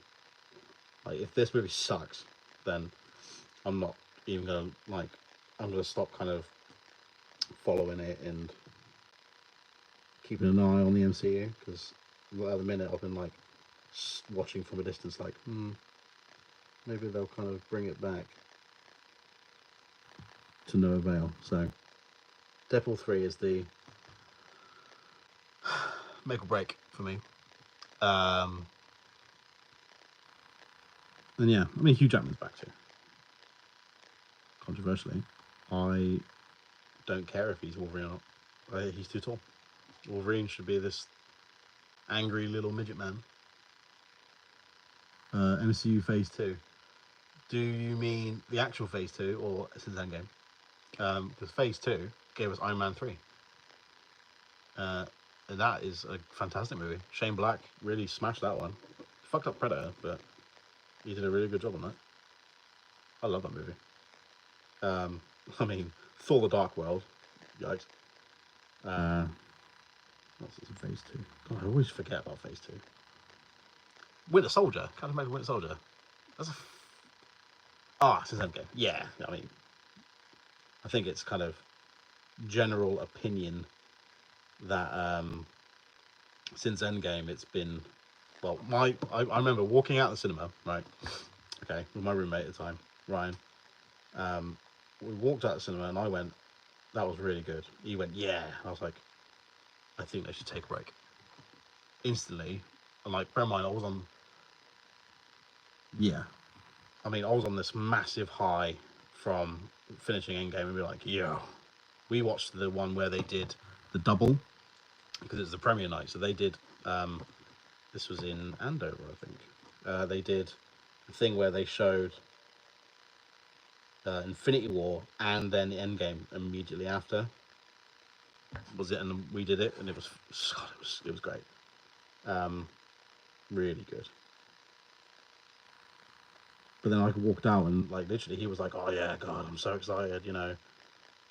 Sam's going to be the new, as in Falcon, he's going to be the new Captain America, and this and this and this and this. And I was like, yeah. I was like, but I really hope they take like a 5 to 10 year break. Because I am one of those that think they should just like, because Infinity War and Endgame, they're such, I mean, this topic comes up all the time if you're into your movies and stuff, because I mean, massive pinnacle of cinema in it. Like the MCU up to this point, nothing of this scale has ever been done before. But like coming down from Endgame, and then be like, right, okay, so now we've done with the Infinity Saga. So what's now? Secret Wars. You know, you've got Secret Wars. You've got all that kind of stuff. You've got the Skrull invasions you could do because they brought them in with the Captain America, Captain Marvel even, and you've got all that kind of stuff. Secret Invasion, all that kind of good stuff. Well, you've got the Kang Dynasty. You've got all this kind of stuff you can do. But it's just like, why? Just let it stew for a bit. Like, the stuff that happens in Endgame, like, you're supposed to, like, really, like, how many times have people come out of the cinema from that film?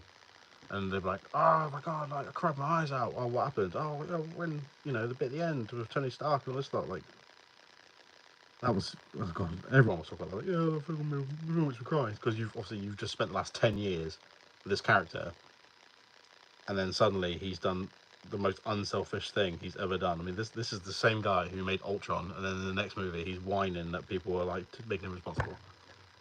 Like, you know. But they were done so well that I thought that they should have just left it for 10 years or so. Like, I mean, 10 years is probably a bit excessive, but 5 at least, to let people really stew on it and miss it, because you'd have to start again, you know. But you don't have the core characters anymore. Like before, like the main character was Iron Man. Whereas who have you got now? Spider-Man? Not really, because he's kind of owned by Sony. Or then you've got Doctor Strange, Benedict Cumberbatch. You know, he could carry it easy. But the character's too powerful. You can't have him in every film, because he'll just fix everything straight away. You can't have him. So who have you got? Captain Marvel. Can't really carry a movie because the whole thing surrounding Brie Larson and everything else, which, sure, you know, whatever. So who's at leave? Like, you know, Falcon can't carry the entire MCU on his back. Wanda, like, they made Wanda the villain, for Christ's sake. So they should have just left it. So people are like, oh, this and this. And then bring in the X-Men, because I don't know how true this is. I think the reason why we've not had any newly cast X-Men characters is because they're not allowed to until their contracts run out, the original actors. So if they say, for example, oh yeah, Wanda's great. I love it. Elizabeth Olsen is, yeah. But she was the best / only good part of Multiverse of Madness. I think her costume now, the new Scarlet Witch costume, is so good. Yeah, I mean, what was it? Did Far From Home literally? I think didn't it come out like a couple of months after Endgame came out? It was something ridiculous like that. No wrong. That film was kind of timed perfectly because it was the salve to the wound, and obviously it opens up with the eulogy for all the dead heroes. It's like, that film was funny. I like that film. But yeah, and then you had Shang-Chi, good film, I suppose. But then you had like Captain Marvel, Black Widow, all that kind of stuff. But, you know. Yeah.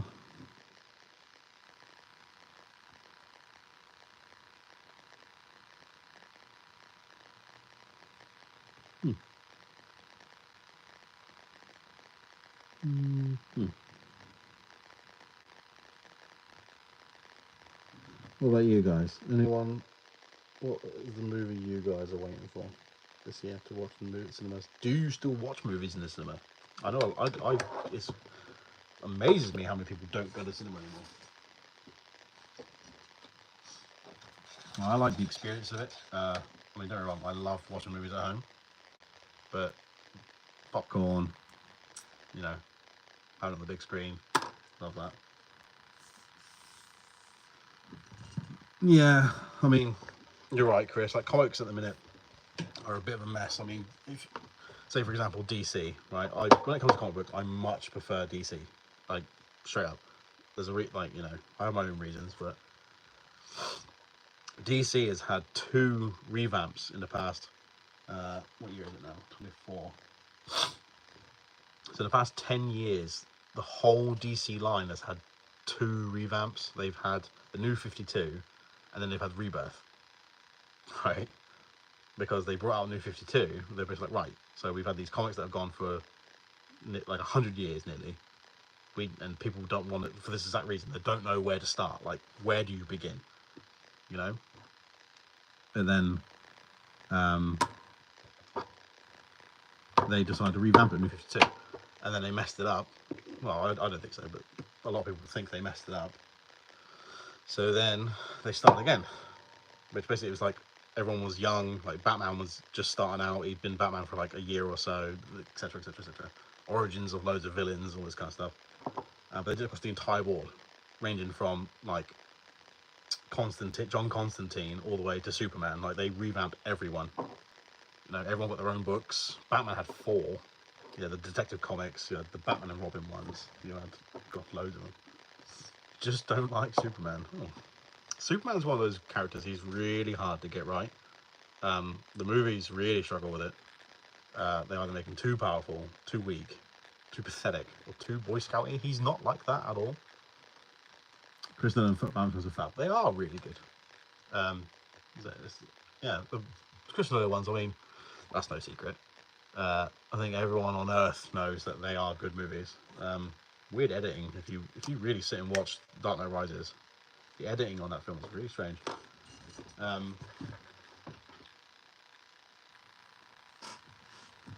Best villains, sure. Not best Batman though. Yeah, and I'll die on that hill. I like Christian Bale, but he's not my favorite Batman.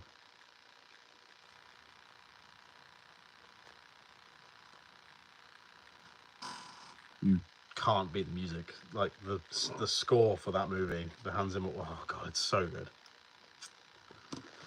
So dang good. Right. Let's see. Brass. Do I make them copper as well?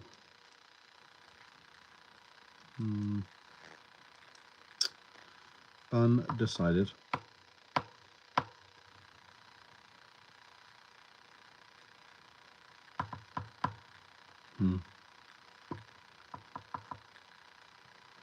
Oh, I haven't seen the Joker movie. I have my reasons. Yeah, Heath Ledger's Joker was fantastic. It's a shame that he couldn't, obviously for reasons, he couldn't come back and do it again, because that was the plan, I believe. I genuinely just can't stand the Joker as a character. I think he's one of those, like, ever since the Dark Knight, well, let's just say because of the Dark Knight, the Joker is one of those characters. It's like the same reason I don't really like Rick and Morty or anything like that. Once it becomes like it's, I don't know, sound like a bit of a dick saying this, but like same with like Harley Quinn and stuff. Like once they become really popular, I just get annoyed seeing it all the time. Like the Joker and that, like when you see all like when that film came out, everyone's going around going, "Why so serious?" and all this lot, and it just makes me cringe. So the Joker as a character, he's just overused. Like the final nail in the coffin, going back to video games for a bit, was the Arkham games. Love them games. Absolutely, they're so good. Even if you're not a Batman fan, I mean, it helps if you are a Batman fan, but even if you're not a Batman fan, they're just really good games. But when Gotham Knight, Arkham Knight, Gotham Knight, it's a completely different game. When Arkham Knight came out, I got really annoyed that the villain was the Joker again, or like the fact that he was in it again, should I say? Because the whole big shtick was I mean, spoilers. The game's been out forever, but yeah, exactly, Matty. Yeah, welcome, by the way. Thank you for coming. Yeah, like again, spoilers. Again, what is that? Like what, 20-year-old game now? 15. He died in the second one. So, and obviously at the beginning of Arkham Knight, you have that whole bit where you burn the body. Great, love that, love it. In the second one, fantastic. He was fantastic in that game. And then he was back again as an apparition in your mind, because Batman's slowly losing his mind to the Joker venom and the fear toxin mixed together. And I was just a bit like, oh, he's back again. Good. And he was in Arkham Origins as well. Again, even though it's supposed to be Black Mask. But yeah. Hey, buddy. Cat's come to say hello. I'll tell you what. Easily, that is my favourite one out of the series though. Arkham Origins. God, I remember when that came out. It was my birthday weekend, I think. No, it was Halloween that game came out. Yeah, because I remember took my daughter trick or treating the night it came out, and then put her to bed, and I just kind of stayed up till God knows when playing it. Yeah, that's a good game. Roger Craig Smith is Batman. Did a really good job, actually. Really good.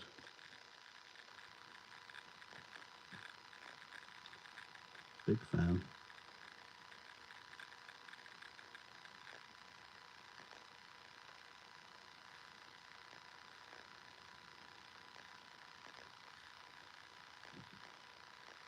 I think if I was going to play a game now, to be honest, I'd probably go back to Elden Ring for a bit, just because the new DLC's coming out soon.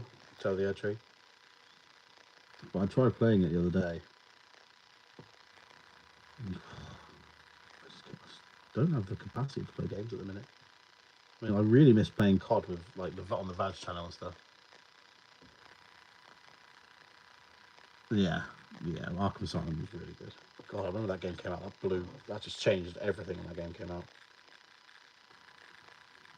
And then after that, everyone wanted a piece of the pie, didn't they? All the combat was going the same way. Everything was all the rhythm style, you know. Such a good game though. Hard to go back to once you play the other ones. Well, once you've had the open world ones and you've got all those abilities, like the game's a lot faster. You go back to playing Arkham Asylum, it's like, wow. Right, this game's a lot smaller and there's a lot less in it. But really good, really good.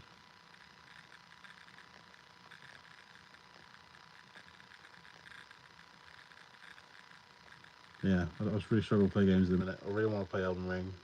I miss playing Vag with Liam, Joe, and miss the War Hipster. Is Vag parked? Ask Liam. I don't know. It's kind of just not important right now, I think. The best person has to be Liam. I mean, COD's in a bit of a weird place at the minute. Because, I mean, it's a fucking mess. COD is a mess at the minute. It's a shame because, like, as soon as they brought out that 40k stuff, we haven't played it since. Like, even off camera. I think Joe and Josh play zombies still because you know, they can kind of just keep to themselves and play that kind of thing. But I know Liam hasn't played anything in ages. I haven't played anything in ages.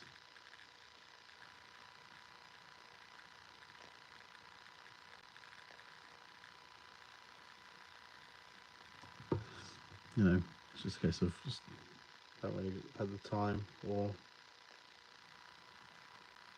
to be bothered, if I'm honest.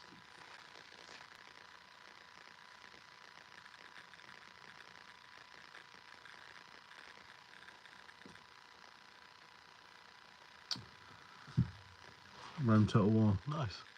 I think I've played a Total War. I can't remember which one. I've played one of the Warhammer Total War ones. Long time ago though. That was really good. I enjoyed that. I can't remember which Total Warhammer. I remember playing it's the Seraphon. I played as Seraphon for a good part of it. It was on my mate's computer. So I think I've been 3. What's it on now? 3 or 4? Total Warhammer. I don't remember.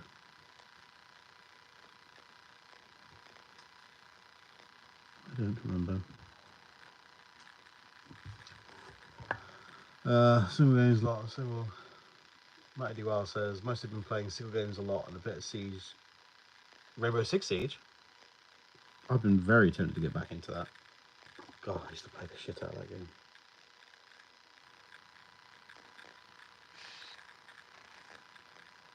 Fucking laser sights.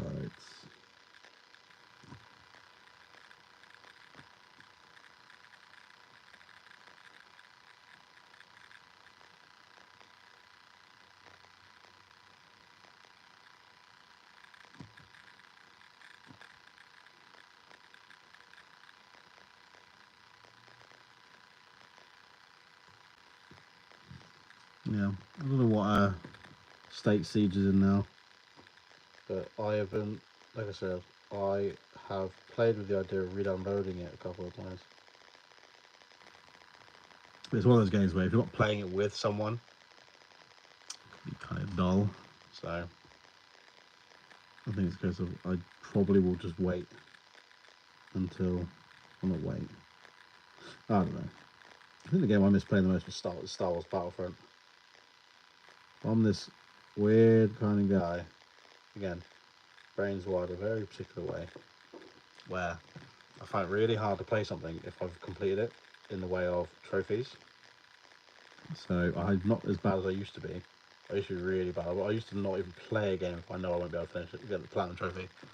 Because, yeah, Star Wars Battlefront 2 is so good. Especially now, my god. But like I was saying, like I got the platinum for it. I played it that much. I got the platinum for it. And like it was, to this day, I think I've got like 60 platinums or something. And I've only had a PlayStation a couple of years.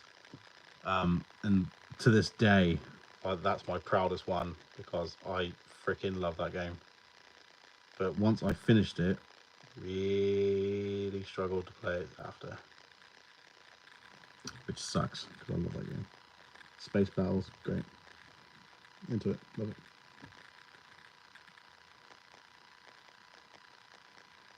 Brought out Star Wars Squadrons, which is just space battles, but more technical. But that game is so geared for PC. It stinks of PC. Like, I tried playing it on console and it was a mess.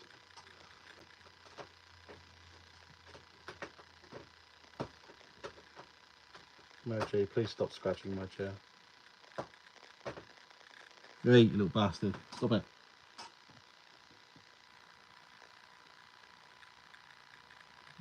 Chair's got like a mesh back. Cat decided to scratch his claws on it and it's going right through the mesh onto my back. So that was interesting. Baldur's Gate. Oh god, I love Baldur's Gate. I haven't played the new one. Why haven't I played the new one actually? Ooh, you bastard. So this is Mochi. Hi, buddy. You okay? Do you mind? No?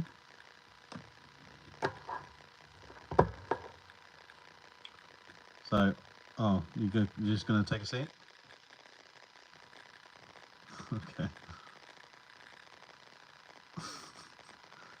So I didn't put him here. He's decided to. Yeah. All right. So this is Mochi. He's my little mate. This is my little dude. I'm looking after him for a bit in a minute. Because your mother is on holiday, isn't she? Because he lives with my ex, so. He, kind of. So our neighbor, where I used to live, the neighbor was really irresponsible with their cats. They didn't get. Are you just gonna okay? You're just gonna stay here. Okay, you can just lay there for a bit. This is a cat stream now, apparently. Like, yeah. You handsome boy. Yeah, so our neighbours at the time were really responsible with their cats. They just kept breeding and breeding and breeding just irresponsibly. Like, they had loads of females and they just kept getting pregnant. And I remember I pulled up one time outside the house, my house, on the bike, and he was only a kitten. He was really young, a bit mangy almost, and he was there with all his brothers and sisters, and he was the only grey one. They were all black or all just white, or black and white, and he was just grey. And I wanted him, so I got him. So I was like, look, are you selling the cats? They were like, no. I was like, I'll buy that grey one off you right now. And they let me take him. Didn't they, little man? You know. You've never done this before, though. Why are you suddenly up here? Is it because the camera's on? Because you want people to see you? What's your beef? What's your deal?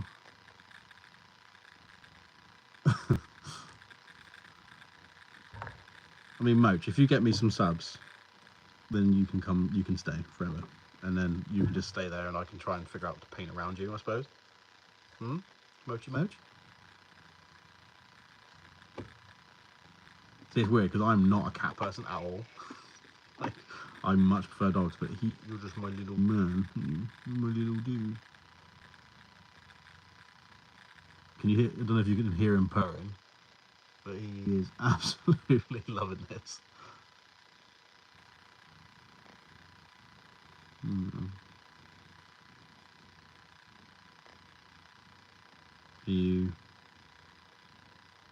You can't sleep here though. I do have to do some painting in a minute. You know, do you?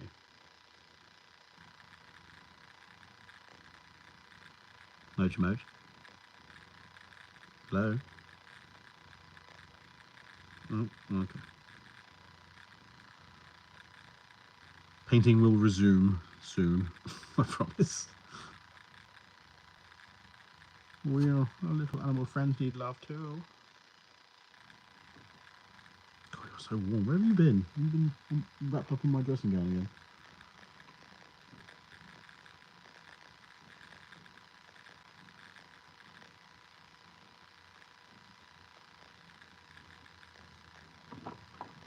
But what if it's accidental, Chris?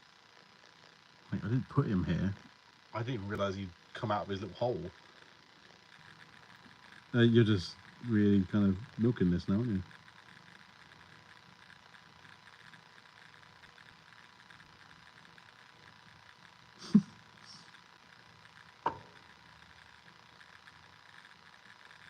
Oh, I didn't realise.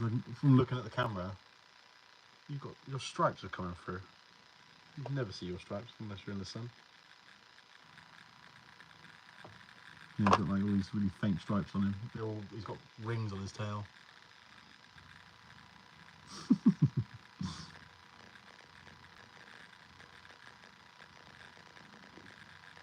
You handsome boy.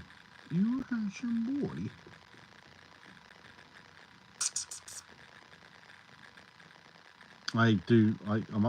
Can I continue?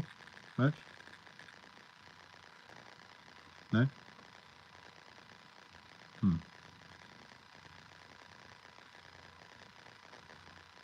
He is a gorgeous boy.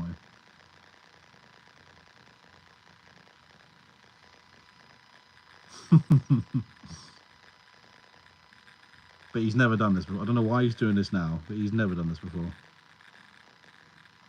Have you?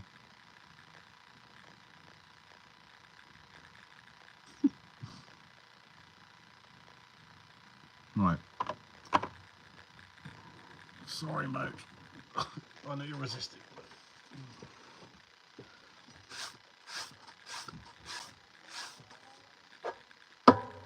Anyway. Paint the... Yeah, okay. Paint some tribal tattoos on him. Yeah, that'd be cool. Might make him look crude. Oh no, what's the Khajiit from Skyrim? Khajiit have where if you have coin. Right, where was I? I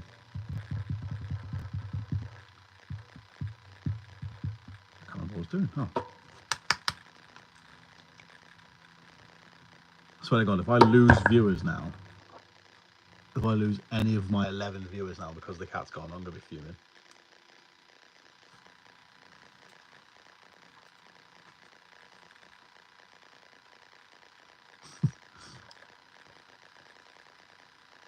Well, yeah, he's buggered off. Okay. It's safe. It's safe to carry on. So, I will now carry on. As you were. How is it?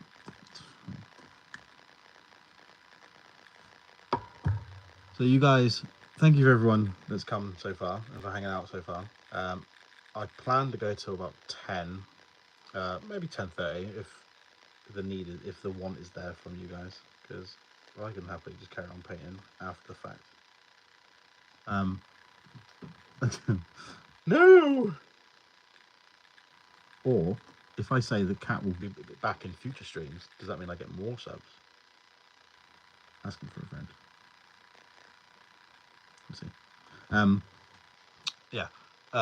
Those that are here, if you've enjoyed watching, if you haven't already, please don't forget to sub and like. And if you do enjoy it, and you've been enjoying the fact that we're just kind of just sat here, just kind of chatting shit, just kind of just chewing the fat, and just maybe you're hobbing along, maybe you're not. Maybe sometimes it's just nice to have someone to talk to. You know, that's how I feel about it anyway.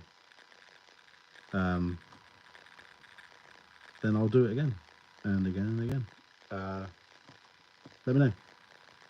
Let me know if you've enjoyed it so far. I will take any kind of criticism. But I know the format isn't great. The tinny noise I am going to look into. The camera I'm going to look into, because having it in this angle is annoying as hell for me, because I don't want it here, I want it across. But hey ho, it is what it is. First stream and all that. Because I'm finding I'm having to put the model in a place that, yeah, so you got it. I'm having to put the model in a place that I don't really want it to be. As in, it's further away than I'd like. And those that have actually seen me, I wear glasses, so I'm having to like, I'm pretty blind, and these glasses, my prescription is out of date, should I say? So I can't see very well. So whinge, complain.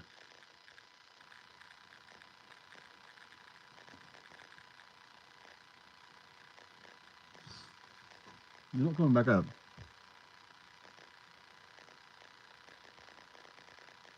Hellstorm of Ballsack stream. Thanks. If you're talking about who I think you talk about, I don't think I've ever actually watched any of those streams. Not out of, you know, anything like that. I don't really tend, especially, I know Liam says this a lot, but since I've been working on Liam's channel, I don't really watch much other 40k content anymore. I watch like, I don't know, like I don't really watch a lot of painting tutorial. Oh, good, Chris. That's exactly what I want. I want it literally. It's just, you know, hang out, kind of chew the fat, and just talk shit, share ideas for hobbying, all that kind of good stuff. Yeah, so I'm glad to hear that. Thank you. I don't watch, like, say for example, okay, War Hipster, Josh, great fella, love him. I watch his live streams when he's just like the Me Time Mondays and stuff like that, because I like just having it on, just hearing people talk, even if I'm not part of the conversation. Again, spicy brain. Even if I'm not part of the conversation, I like just hearing people talk. So I love those live streams from him and like Liam's talking heads and stuff like that, you know. But when it comes to like paint tutorials, because I like to paint, this is kind of why I'm doing this, right? This is not a tutorial, obviously. I'm letting you know what colours I'm using, just in case you're like, oh, I like that colour, I like how that works. But obviously I'm not a master painter or anything like that, like, you know. But I like the idea of people having, like, the problem is with tutorials is too many people listen to what's being said to them and then follow it perfectly, which you get a great result, you know. Like, it doesn't matter who it is, whether it's War Hipster or like Squidmar or like any ones like that, like, you know, or like Peachy and stuff. Like, the model comes back, if you follow it to the T, in theory, you know, it comes up, you know. Oh, thanks, Chris. Like I said, like I said at the beginning, I kind of talk to myself anyway. So if that just so happens that there's people kind of sat there with me on in the background whilst they're eating pie and chips, cool. I'm fine with that. What's up, Merch? No, can't go out just yet. I'm not abusing it. He's literally not long come in, by the way, chat. So I'm not just ignoring him. It's just he's needy. What was I saying? The new lot, as they don't seem to be having much fun. Hi, the Sponge, by the way. Welcome. I don't know if you've been here the whole time, but welcome. So yeah, I 100% agree. I mean, I'm not going to go into it because I really don't care for it at all. But like, for example, this whole Custodes thing. Again, I don't care for it. It's not something I tend to give any kind of stock into because, quite frankly, we're adults. Who gives a shit? But literally that day when they did the whole female Custodes thing, and all I see, as soon as I open up, bear in mind, I take more than any kind of streaming service. Yeah, fair enough. More than any streaming service, main bit of thing I watch is YouTube, because I like the format. I like it's not, you know, I like the fact it's made by people. I know how stupid that sounds. It's made by people, you know, like just normal men. But the day that Custodies thing came out, my God, YouTube, Instagram, obviously because algorithm and everything else, a lot of my everything is very much geared towards hobbying and like wargaming, etc., etc., etc. So everything was about that, and my God, stuff like that is the reason why I'm bringing it up. Is because that is what made me. That's the kind of my example I'm using, is the fact that like shit like that is why I don't really take in much hobby stuff, because too many people are like, GW have ruined. Oh, God, grow up, you know. Everyone's valid to opinion, all that kind of good stuff. But shit, man, like if that's your biggest worry, you need to kind of start looking at your life a little bit and kind of taking a bit of perspective. You know, there are bigger, nastier things to worry about. You know. Yeah, yeah, John, we're just innocent men. Yeah, Sponge, you're absolutely right. I mean, like I said, what's the matter, Merch? If it does bother you, then I'm sorry to hear that.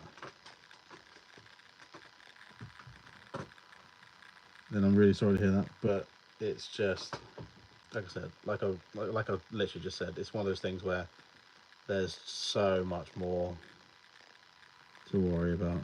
Like, how are we going to afford all these AOS models that are going to come out? Because yeah, I don't know if you're into AOS, but if you're here, you very much like painting or hobbying in general. They are so good. Oh, they're so good. Don't you dare. No, not coming up. My brushes. No. No. Mm-hmm. I'm going to have to quick run down and let him out in a minute. You're becoming a pest, boy. Down, boy. Fair on my fingers now.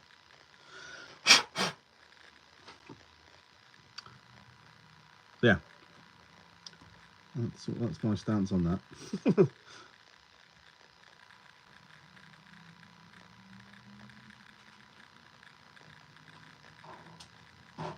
It's weird. Custodians is one of those armies I've never really. I don't know. Like, if you obviously, I'm very much presuming that you've come from Liam's channel, because bless him, I can't thank him enough. You know, he put out on his Discord and everything else about this and everything else. Don't. No. What am I doing? Like a cat's gonna listen to that. No, boy, you bastard. You made me lose my train of thought. Cat, stop it. Shitting Henry. What was I talking about, mate? Remember? Sponge. Another couple of AOS games I don't play until top, but the Fuels rule set just seemed easier for. Yeah, I agree. I mean, as it said on the tin for those streams, neither myself and Liam for the first one, or myself, Joe, and Liam for the second one. I think Joe had played a couple of games before, or like maybe one or two, but definitely. So I'm not really 100% about Joe. I think Joe had played at least one or two games before, but Liam and I had never played AOS before. Of course, I still haven't played on the channel, but what I mean is, we weren't familiar with the rules.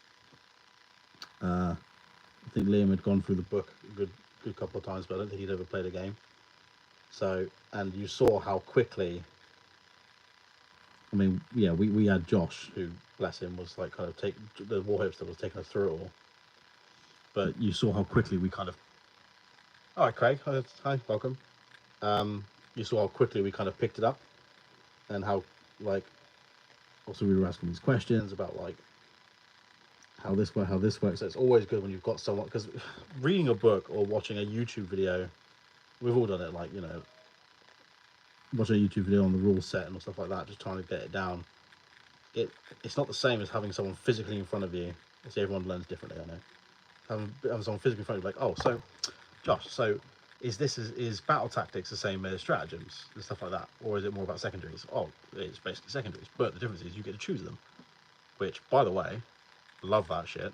The fact that with battle tactics, I mean, I'm not sure about fourth, but in third, with battle tactics, the fact that you can choose your battle tactic from either the core book, from whatever, or from wherever you're getting them from, and or you can get them from your battle tome.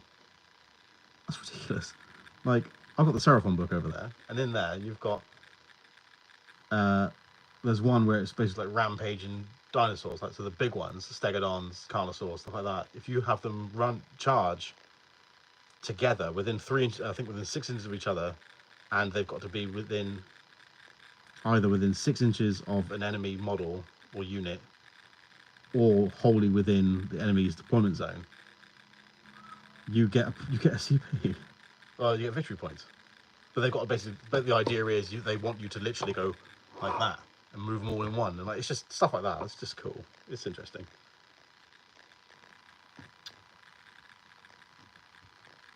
Into it. Very, very much excited for AOS 4.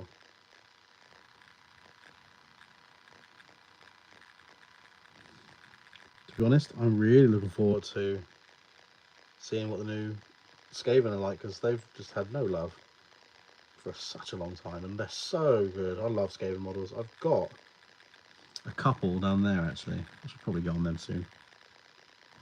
Well, I've got the hunter, I've got the bell. I think I've got a couple of rat ogres there, clan rats. Reading the Flesh Eater Court book, everything, the rules, etc., seems to be really thematic. Yeah, so that's a general theme across all of Age of Sigmar, I believe. I've read quite a few. I've read about maybe 2 or 3 of the battle tomes now. So it's more of a case of, yeah, it's so much more narrative, which we're really into. We love that shit. Thematic is probably the best way to put it. Yeah, absolutely right, Craig. I'm into that. Sponge, I'd love for Liam to try a custom game that mixes the rules for AOS and 40k. Pick the best bits of both and kind of mush them together. Franken game. How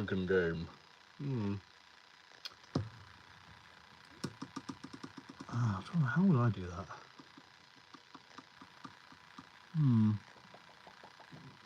I think if I was going to do that, from what I've experienced from AOS so far, because I've not played the game yet, but from watching it, you know, from my position, which obviously is I was on the deck for both games. So that's for context. That's my experience with AOS so far, is just from those 2 games. I painted the models for it, because you know I paint a lot, but I've never played it. But going just from what I learned, I would definitely find a way to bring the battle tactics system into 40k. Just because, like I said, the fact that you can, it brings in that kind of a bit more strategy into it, you know, because the fact you can pick and choose, but you can only do it once. You're like, right, okay, so my perfect position, you know, doing this, I've got to take the center objective marker. It's like, well, right now I can either do that, or I can position them over here to take out these Blood Knights or whatever. I love that. I absolutely love it. Rather than just hold objective in home deployment. So, oh, great. So I'm just going to have a group of Terminators sitting on this for a whole turn doing nothing. Then good. Unless you're Death Guard and play with Crawlers, because they have indirect fire and they have mortars that reach the entire board. So, Ebflow, next chat plays throw in AOS rules. Yeah, imagine. I mean, that's on you guys, really. You know, it's not my choice. That's anyone's choice on the channel. That's you, the audience. Sponsor. So I used to play role-playing games as a kid, and we used rules and lore from 2 or 3 books and just went to town. Yeah, me too. I used to play a lot. D&D was a massive game for me. I used to love playing D&D. I haven't played it in a while. About a year. Well, probably a couple of years. I used to play a lot of Cyberpunk the old Cyberpunk tabletop. That was really good. Oh God, I used to love playing Cyberpunk. Excuse me. I think hay fever's coming. Good. Happy to hear that.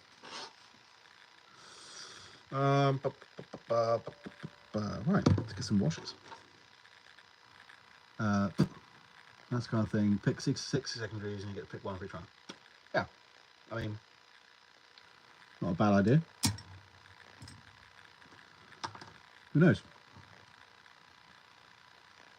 Who knows? Maybe just keep an eye out for a chat place. 6-month game over here, Saturday and Sunday afternoon. This is what it is. Yeah. It's always nice when you've got something like that to look forward to, you know? There is my contrast brush.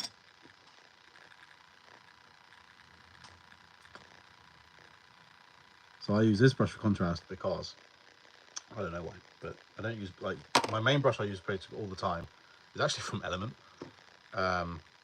My stubby detail brush, so I don't use contrasts or any kind of effect brushes on it, paints on it, because I try not to get it too funky. I try not to use metals on it either, but I did tonight because I'm a naughty boy. But yeah. So.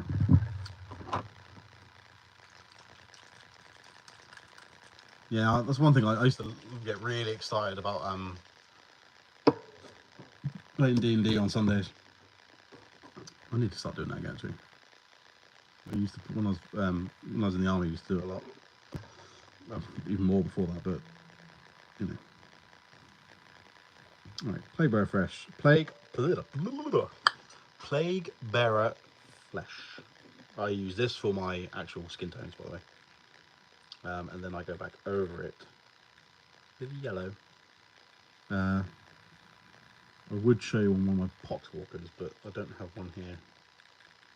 They're all at the studio because they're all finished. I did them all in one go. And it took me forever. Like seriously, it took me like forever to do. I think I did 30 in one go. Yeah. It was a long week.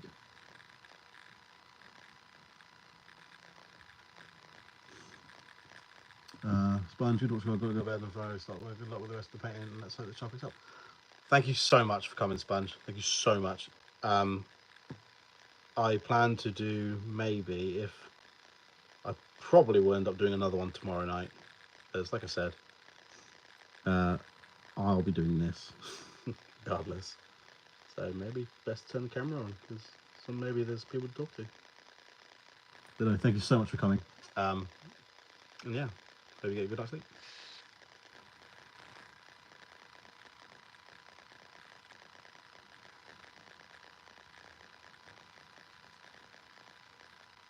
Well, I used to be so not against contrast.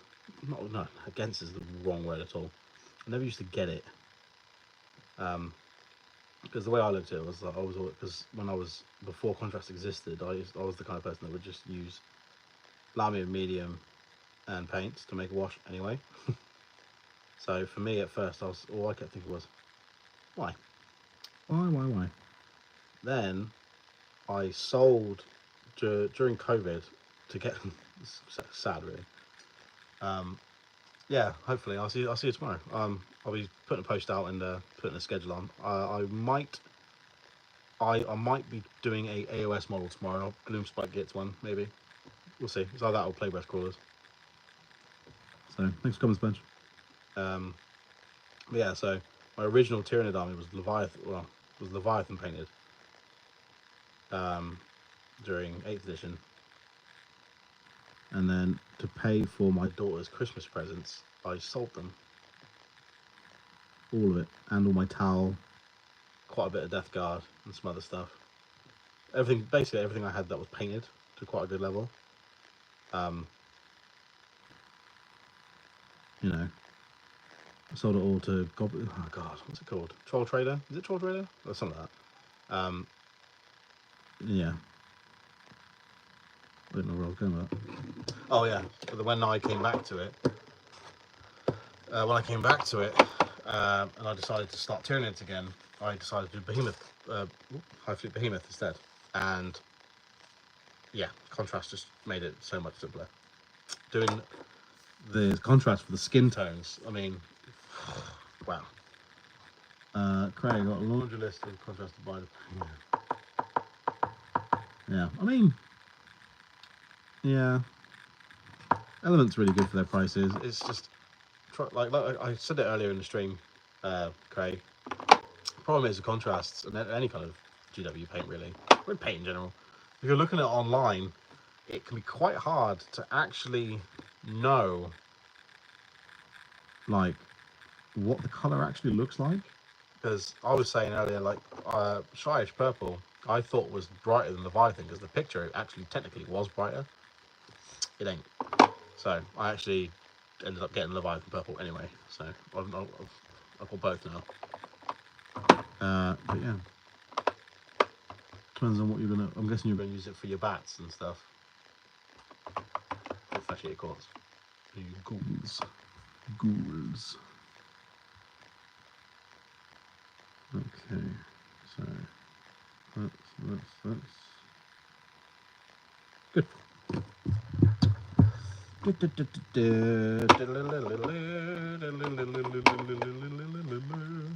Got two Black Templars. There you go, Craig. I've got a spare Black Templar if you want it.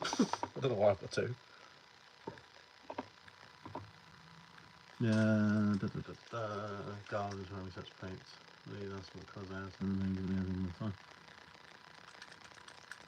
Yeah, Josh is fantastic. What that man can do with contrast paints baffles me.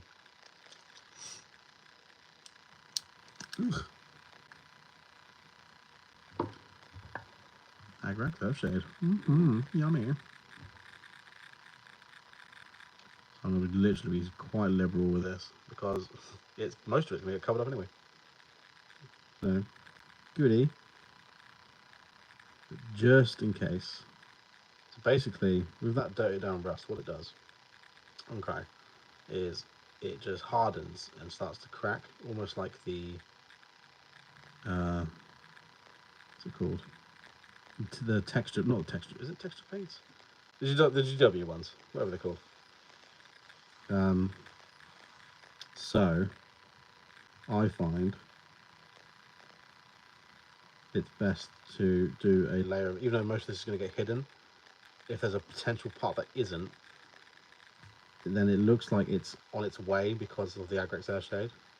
And obviously they can see using it on the bandages around the staff as well.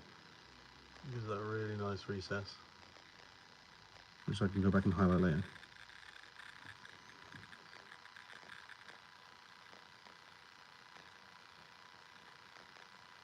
That's no secret.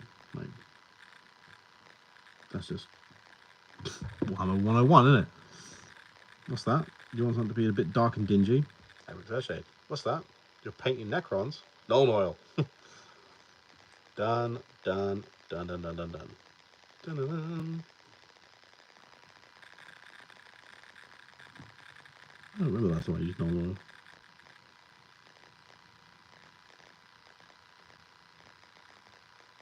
Apart from to drink it, am I right?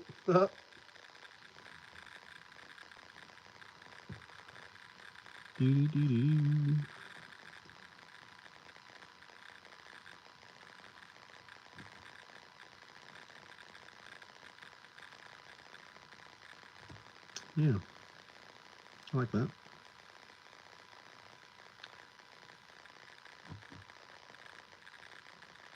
Do I regret not painting it? Nah. Don't self-doubt. Don't do that.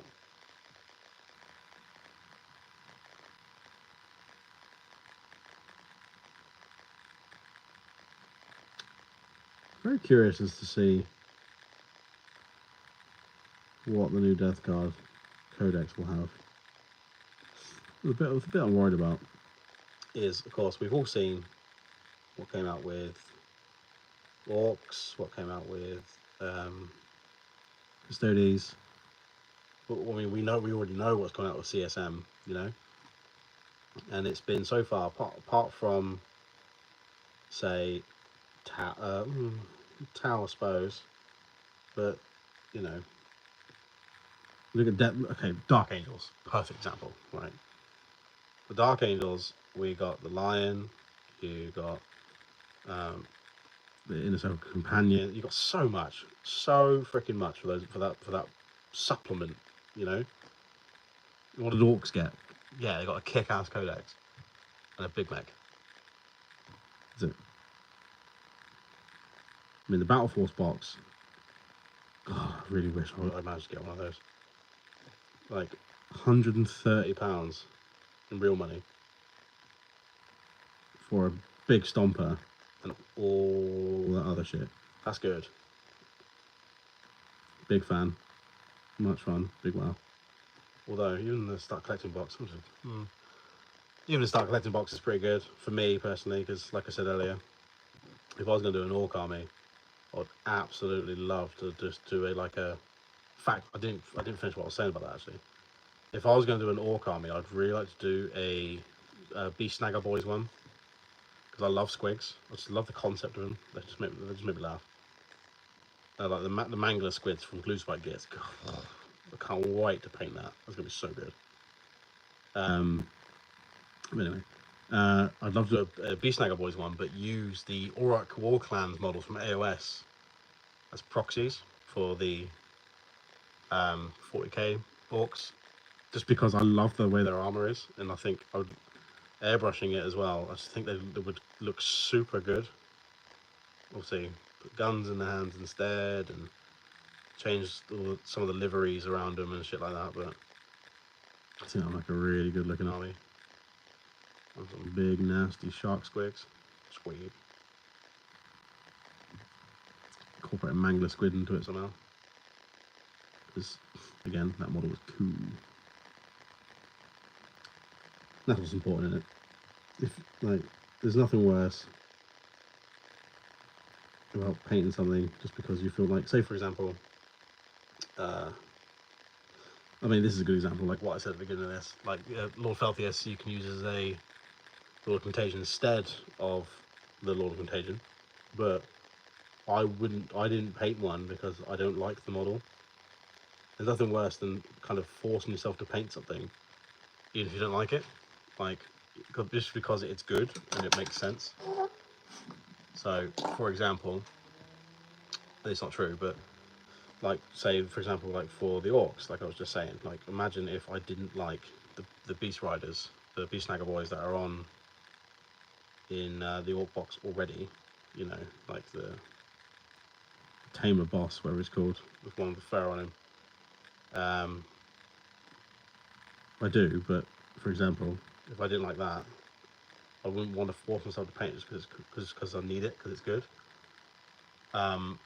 So I would use, I like using like proxies for that, like say, like I said, for the Auric War Clans one, because they're just so damn cool. Like they're just so good.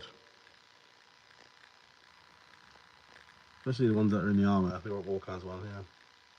Anyone talks with me and yeah, I mean, that's very true.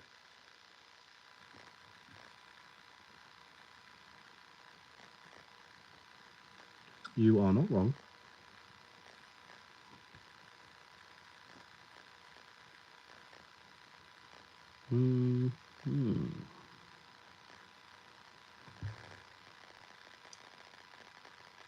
So to the 11 people watching, I was planning on finishing at 10. Just let me know in the chat. Do you want me to go a bit longer, or you want to go to bed? Because I'll happily just keep on doing this, and if anyone wants to stick around, I'll happily just leave the stream going. Just let me know in the chat. I'll tell you what, put 1 if you want to keep going, 2 if you think we should just stop now. Yeah, that's a good idea, isn't it? Let me know. Because I'm actually having quite a good time. Craig, I can't believe they only just retired Savage Orcs for AOS that came out 15 years ago. Yeah, tell me about it. Then you had that whole thing about oh.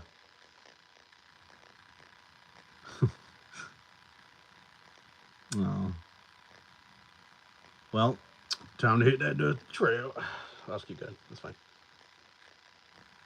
Yeah. Well, 3 and 4 would be that the cat comes back, but tough shit, he's gone outside because he was annoying me. He's gone out now. He's gone out into the great beyond. To the great litter tray in the sky. That is the outside.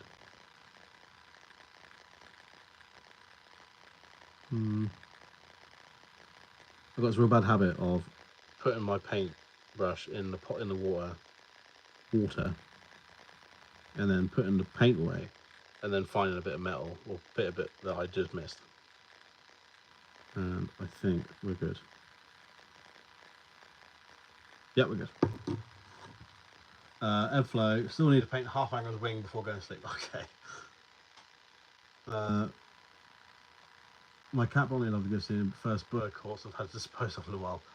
Yeah. Yeah. This is a lovely little present. When people get freaked out, like, oh my god, Ash! Wow, I give you a gift. It's cute. Your cat's crazy though, Craig. Like, I can't remember. Like, that cat is just.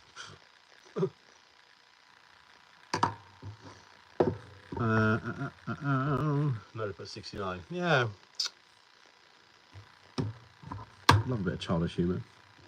69. Yay, you bastard. Oh, is she? How old is she now? Oh, I know. I'm going to do tentacles next. Tentacles. Tentacles. And then I'm going to start doing some bone.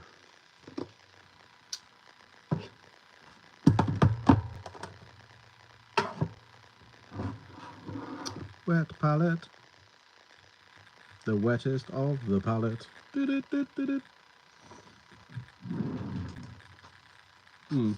Good pet on a wood now, you're right. Let's have a look. What does it say? I use Decala lilac.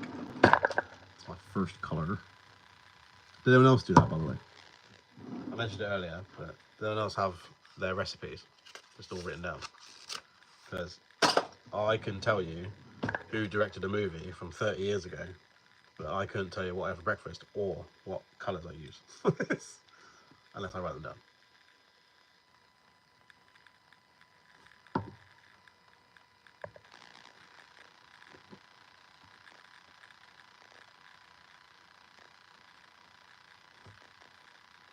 Oh, did it freeze? That was weird. Huh. Am I back now?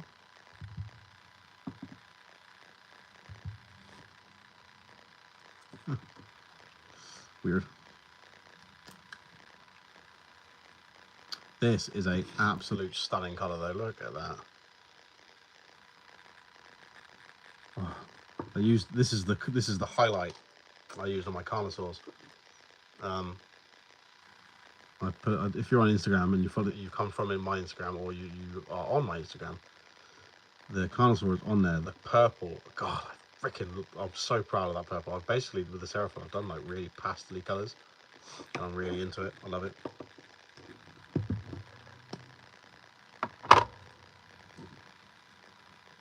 Big fan. Right, tentacles.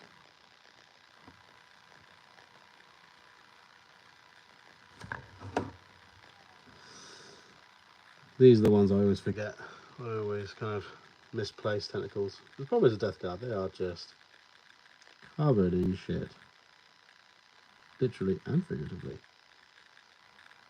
Because they just got shit going on out the wazoo. They got bone, tentacles, 2 different flavours of metal. Well, you know, you don't have to do, so, you know, steel and iron and whatever else, but, you know, in general they tend to. And then you've got skin tone, fleshy bits, nurglings, smoke. It's not the most practical thing to try and smash out 2K as fast as you can.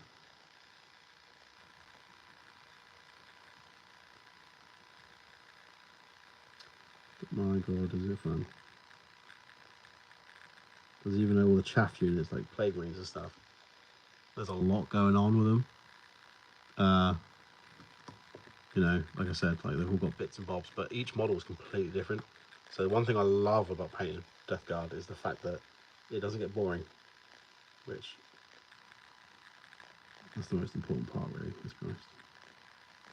Because if you're not enjoying it, no bother. Life's too short, you know? I suppose you could say that about a lot of things, you know?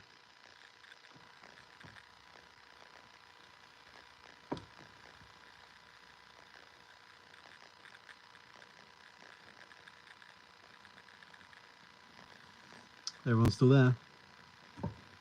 Did it freeze? Is it unfrozen? This is my phone's battery's going to die.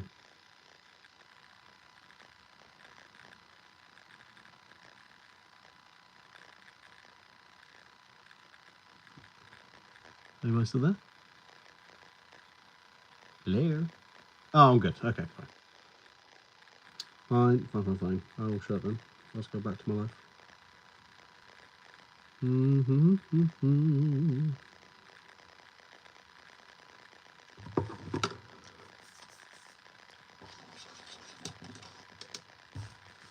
Right.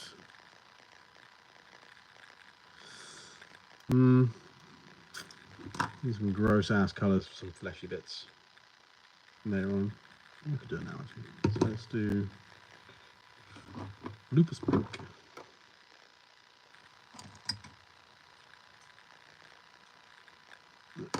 John, I think that's the reason I've never been interested in painting a Death Guard. Yeah, I mean, let me just give you an example. So, okay, best way to do it. So I've got in my hand right now, I have 3 completely different Blight Lord Terminators, right? So let's start with this one. This one has got bug shit all over it. So he's got, this is gonna be black with like inky vibe, darkness and other funny colours as highlights. As well as metals, their gun, tentacles, and everything else. Bone, you know, teeth, fleshy bits. That's one. But they come in, you know, in packs of 5. Then you got a normal one. Okay, so armor, bone, metal, cloth, gun, cloth, skin, kind of. Okay. And then you got another one that's got all this fleshy shit protruding out the back and around the sides. Oh, God, I love this chainmail though, it's so cool. But it's just, there's a lot going on with these models. I need to finish painting that one actually. No, they're not something you can speed paint. Well, you can. Technically, yes, you can. You know, you can just do the age-old spray it with Death Guard green, toss over Agrax, and like, you know, do all the trim in what's the colour called? Balthazar Gold. That's the one. Do all the trim in Balthazar Gold, and then just drown the bastard in Agrax Earthshade and call it a day. Then you're done. It's not supposed to be neat, the Death Guard. But yeah, that's my take on it anyway. On the plus side for that to do, yes, 100%. Yep, every time. And this is the second time I've ever painted one of these. And I feel like I've never painted one before. I love that. I'm into it. Right, let's do some technical. Let's do some intestines. So contrast for Volupus Pink. Volupus. Just on some bits. So I don't have to do this because I'm going to come back and just kind of highlight it anyway. But this is so I don't forget. So this is so I don't come back to it later and be like, am I just going to leave that like that? And because no, my life I was like, yeah. Painting gold trim on CSM. Yeah, I can imagine. I like I was saying earlier about wanting to paint like Gazkal Thraka and stuff like that, just to paint them. I kind of want to do some of each of the Chaos armies just to paint as well. To be honest, I kind of want to do it on the channel because I think that'd be kind of cool. but I really want to do 1,000 Suns, even though I know that apparently they are just gold trim hell. But I would love to do 1,000 Suns in their Horus Heresy, in their like 30k colors, like the reds and the golds and stuff. Same as World Eaters, like doing World Eaters in their white and blues and shit like that. Oh, God, I'd love to do that. Might look at doing that at some point, eventually. Because at the minute I'm painting things because I need to paint them. Like, I don't need to. Like, you know, you don't. There's no one's got a gun to my head. But I want to get all my Death Guard done because then they're done. I want to get all the Necrons done because they're for, you know, it's Liam's. I want to do that for him. You know, 40 AOS stuff. I want to get it done. Whereas I'm looking forward to getting to a point where I'm like, right, what can I'm going to get a big ass centerpiece model to paint for my stuff for on here. And then once I'm done with it, it doesn't matter. It doesn't matter. I don't have 2k points. It's I'm painting it because I want to paint it.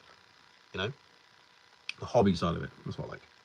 So I might get like an Arrow Man or something and do them up in 30k colors or something. That's what my thought process is in it anyway. Like doing a big ass Angron, like Demon Angron, but in 30k colors. I'm into it. I love it. But the red would really pop with the white and blue armor, so I like that. Yeah.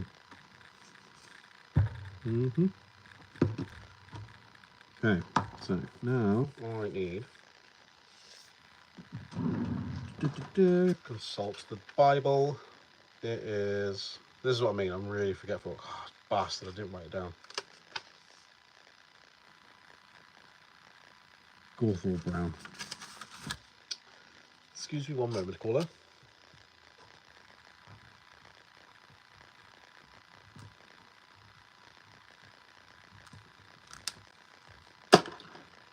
Where was I? Gawthor brown. This one. This is what I mean. Like, it's a way to keep my head going. So I'm not here going colours, browns, colours, brown, and then no more like I'll go, it's over. But like I want to highlight the cloak. I'll use Rhinox hide, but it's based in with Rhinox hide. You know, that's how my head works. So basically, what I'm going to do now is I'm going to use this beautiful bastard to highlight the cloak and to do all. I'm going to start a blend on the bone, on there, and there. And I need to go back and do aggro associate because I am a forgetful twat.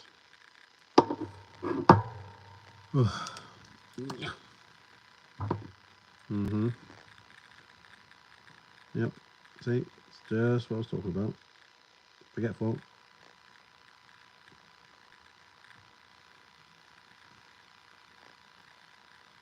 Good.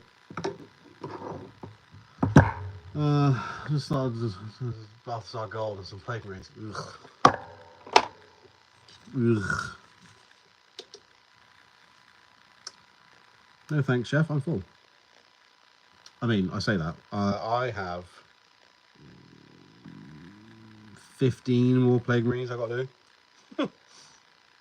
So, I feel you. I will be there with you. Not right now though. What's that? I've got Terminators to do after this. And tanks actually. I've got those 2 tanks to do. But it's just metals, so that should be too hard. The gold Sharpie method? What's that? What is this? What is this sorcery you speak of? Is it literally exactly what it sounds like? You just use a gel pen in gold? If it is, like, what the fuck, Greg? No, I haven't used the Sharpie method. I am a painter, boy. But no, please tell me all about it. Oh, it is exactly that. Okay. Have you? Has anyone ever done that? If they have, I don't know. Reddit. Oof, Reddit. Oof. Okay. Ooh, shit.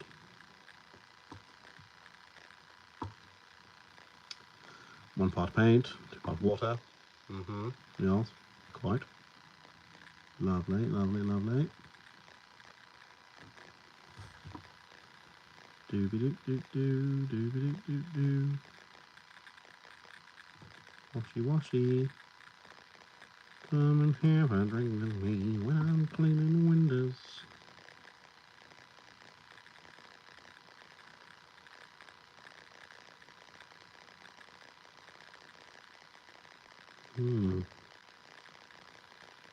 Lovely. I might try it one day, Craig. And maybe, I don't know, I'll give it a go. I'm one more. Always try everything once.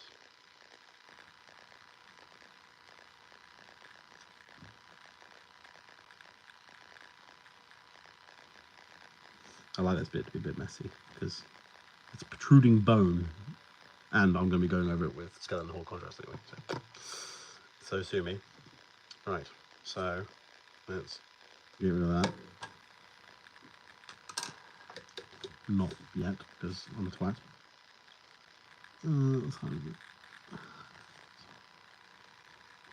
This sounds appealing. Which bit? Giving it a go. Are you go? Have you? What sounds appealing? I'm confused.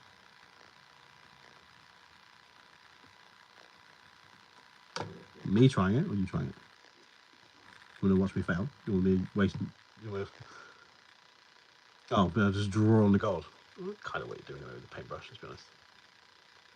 Gold is one of those paints that's very. If you get, I mean, don't be wrong, there are some real shit golds out there.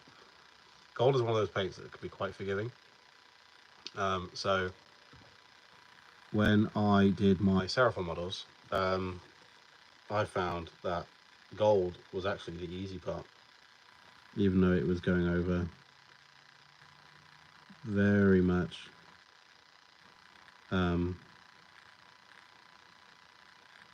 Sorry, one second. It was very much going over like blacks and blues and whatever else, because I did the gold last because it's just a coat of gold. I used Skull Crusher brass for the gold for that, because for my golds in general, but not as a rule, I tend to go over it with Skeleton Horde afterwards. I know a lot of people tend to use like Share Shade or something like that, but I find if you use Skeleton Horde over it, it gives it a really warm gold, and then just dry brush the Skull Crusher brass back over it on top of it again. But I found gold to be a lot easier than silver, to be honest. So me personally, I don't feel like I need it. I need a cheat, but everyone's different, and I respect that. If it makes your life easier, because that's all we can ask for in this life, I'm all for it. You get it, buddy.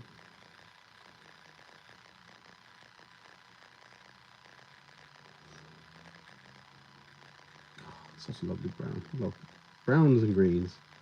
Earthy colours, aren't they? I love them. So good. Can you see that? Yeah, Balthasar Gold and paint bronze. Nice.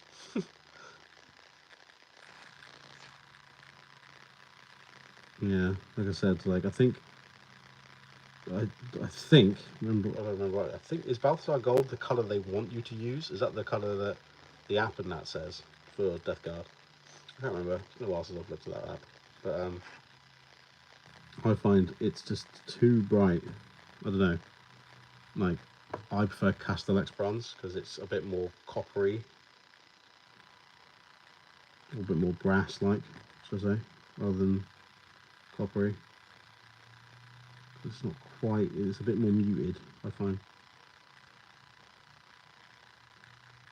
But that's personal preference, because I like because obviously if you're using Death Guard green is a very muted green, and I like that to be my focal point.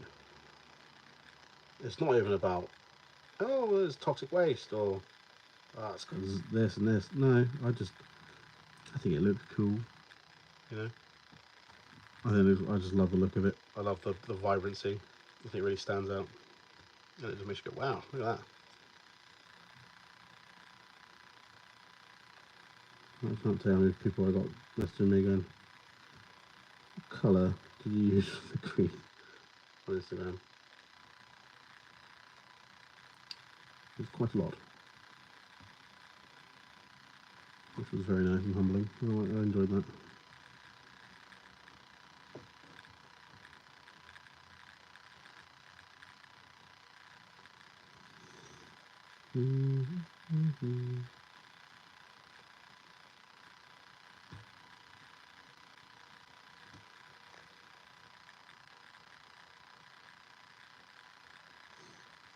To the guy who was going to go play Fallout, did you play it in the end? Are you still here? Or did you go play it?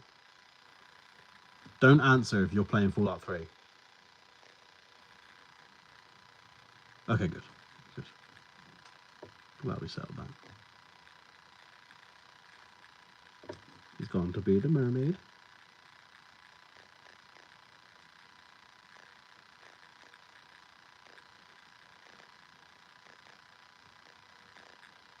Beautiful.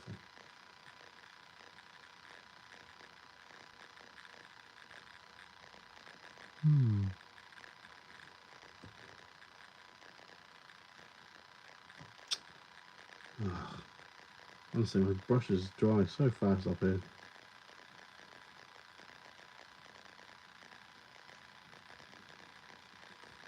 You'll notice I'm not highlighting all the way to the bottom. It's because I have something I'll be doing to the bottoms of the clothes. So why waste paint?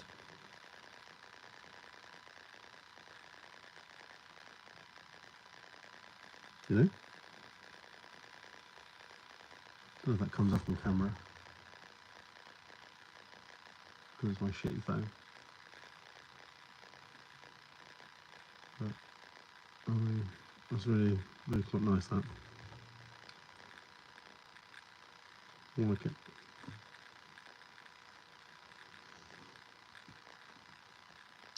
Although, I just realised I've got to do the bone effect down here. Well, I'll come back and do that in a minute. Yay! It's okay. We still have the colour. We still have the colour on the wet part, so all is not lost.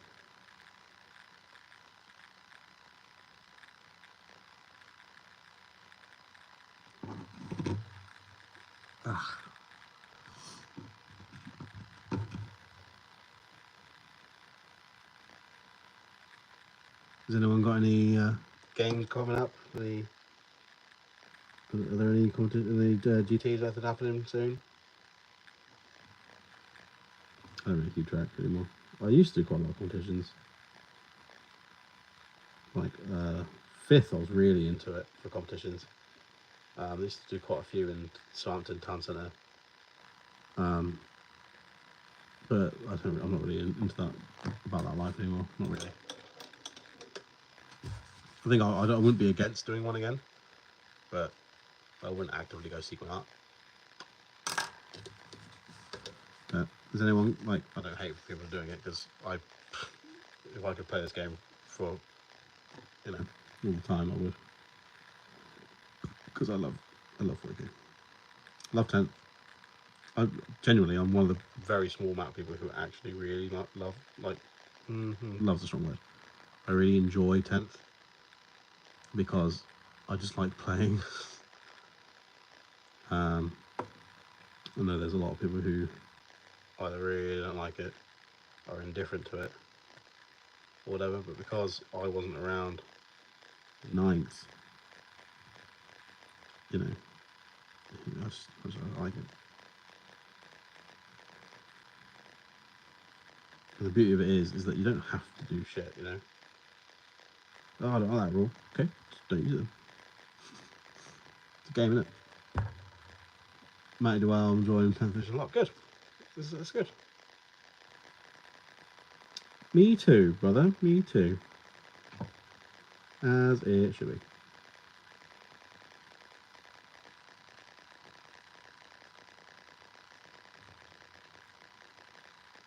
Yeah. Cool. I'll tell you what, one thing that obviously, like I said, like a lot of people kind of hate on borrowing some of this while it's brown. A lot of people hate on 10th because of how tournament heavy it is, but my god, I much prefer this new system for Overwatch, because doing Overwatch whenever you want, if you charge someone, as predominantly a Tyranids player, especially back then, having someone come up to you, ooh, it looks like ice cream. Good, I'm glad you like it, Everflow.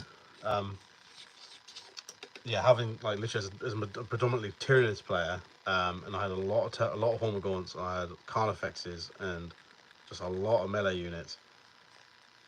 Every time you go to charge, Overwatch. And before you get to them, because everyone took Space Marines, everyone had bolters, everyone hit on a bloody whatever it was back then. And they just mow you down before you have a chance to do anything. Like my friend, we used to play called Ultramarine League friendly events. Ultramarines, I like Ultramarines. I love the colours of Ultramarines. Carl, do you paint your Marines leg trims in the gold or leave green? I'm tempted to leave green as I kept getting annoyed with getting gold paint on the green shins. When you say leg trim, do you mean the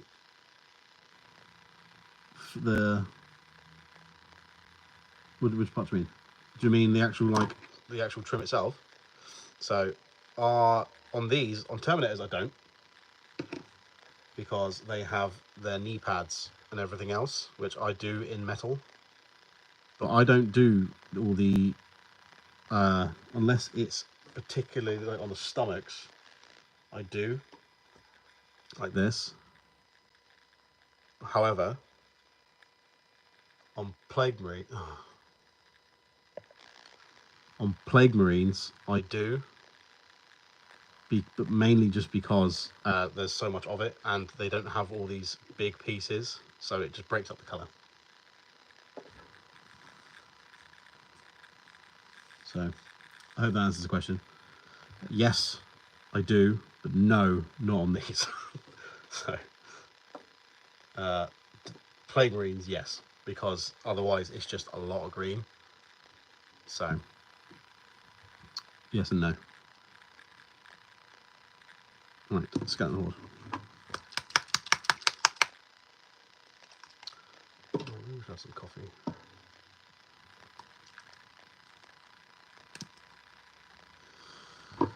Okay. And I put my brush away somewhere. Brush.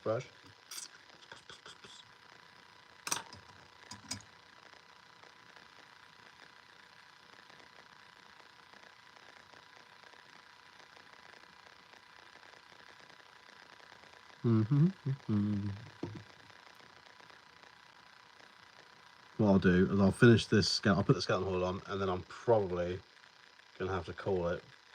Not because I want to, because my phone is going to die.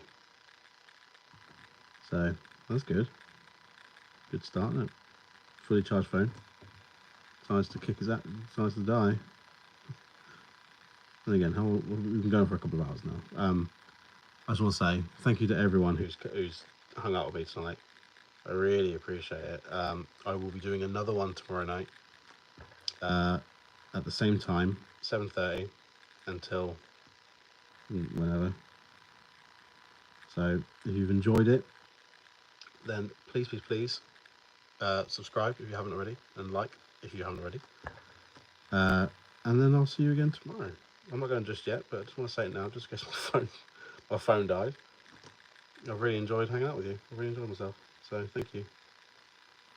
I'm definitely going to try and sort out this sound that everyone spoke about. The buzzing sound. I'm going to try and figure that out, so that won't happen again. Yeah.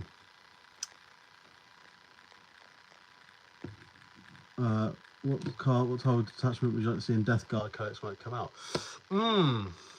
I would very much like, so Death Guard, a very defensive army, faction, however we want to put it. So I would very much like it to be like a mass, like obviously debuffs is their jam. So I'd like to say a debuff one, but I would very much like to see an all-out just swarm one with Poxwalkers. Because Typhus with Poxwalkers, they are just his walking health bar. He's like a Dark Souls boss at that point. So I very much like some kind of focus on him without Mortarion, because obviously Mortarion's a bit shit. Let's be honest. He's not, but he is. It's hard to explain.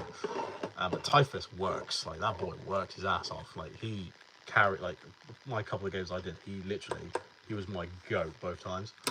So I would like some kind of focus on him. Maybe a Lords of Silence one would be really good narratively. I'd very much enjoy that. If you haven't already, read that book. It's super, super good. But yeah, thank you to everyone. I'm going to leave it there. So this is where he's left at. I will probably finish. I might finish him tomorrow. Or I'll finish him off screen. Nah, we'll see. If you want me to finish him tomorrow, comment after I finish. Or if you don't, tell me what you want me to do. Because I have him I need to do. I have Plagueburst Crawlers I need to do. I've got Gloomspike Gits I've got to do. I actually have Seraphon I have to do. So I've got Skaven I got to do. Oh, I could do a Skaven model. I've been trying to figure out. Maybe I could do a Skaven model tomorrow because I need to figure out what my paint scheme is going to be. So I could do that on stream, and you guys could help me. Just comment afterwards. So, yeah. Thank you very much for coming. I'm not trying to figure out how to turn this off now.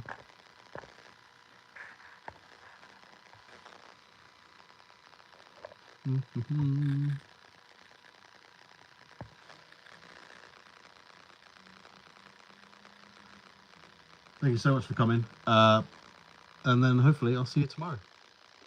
Bye-bye.